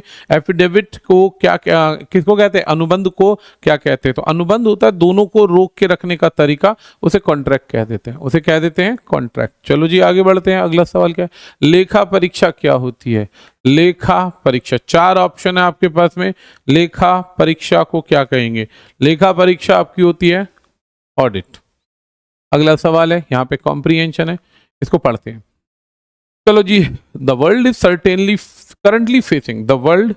Is currently facing a serious fuel crisis. Fuel crisis यानी कि तेल की समस्या झेल रहा है, due to rapid increase in the consumption of petroleum products and natural gases. एक छोटा सा कारण बताया कि हमने बहुत ज्यादा प्रयोग यानी यूज बढ़ा दिया है। Modern industries, transportation system and power plant depends heavily on fossil fuels. अब ये सारी की सारी चीजें बहुत ज्यादा ना, फॉसिल फ्यूल्स और ये सब चीजें बहुत ज्यादा डिपेंड हो चुकी हैं। किस पे डिपेंड हो चुके हैं? पेट्रोलियम पर। As the global population grow, the demand for fuel also increase. Population बढ़ेगी तो डिमांड तो बढ़ेगी। Unfortunately natural fuel resources are limited and can not be replaced, और इनको बदला नहीं जा सकता। ऐसा नहीं है कि तेल की जगह कुछ और एकदम से इस्तेमाल करने लग जाए, टाइम लगेगा। Many countries import crude oil from other nation. कच्चा तेल दूसरे देशों से मंगाते हैं।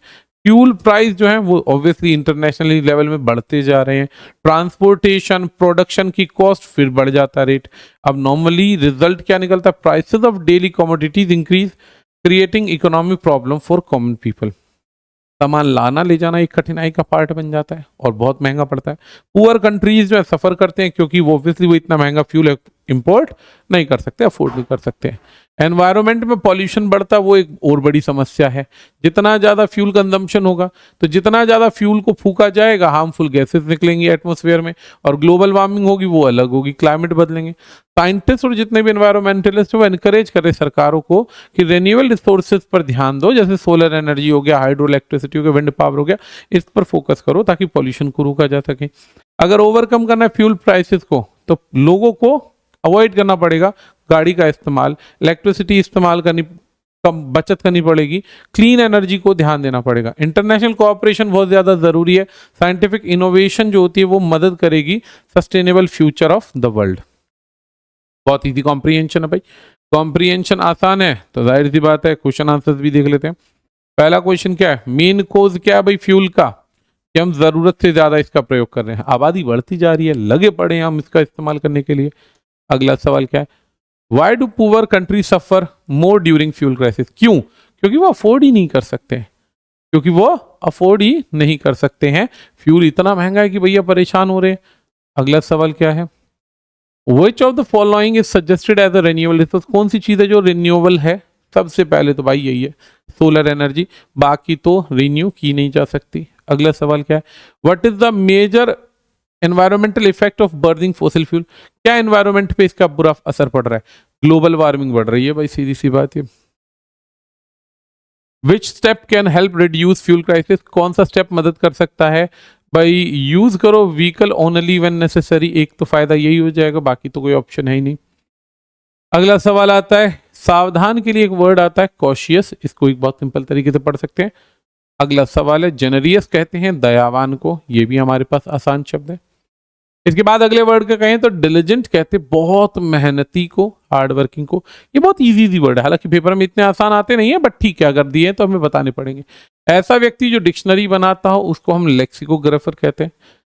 उसको क्या कहेंगे? लेक्सिकोग्राफर। लेक्सिको में लेक्सिकन वर्ड्स होते हैं, ग्राफी होता है लिखना, तो लेक्सिकोग्राफर बन जाएगा। अगला सवाल है, जो अकाउंट्स को देखेगा उसे ऑडिटर कहते हैं। इसके बाद में अगला सवाल आता है, जो कर्जा नहीं दे सकता उसे हम इंसॉल्वेंट कह देते हैं, इसे हम बैंकरप्ट भी कहते हैं, इसी को हम बैंकरप्ट भी कह देते हैं भाई।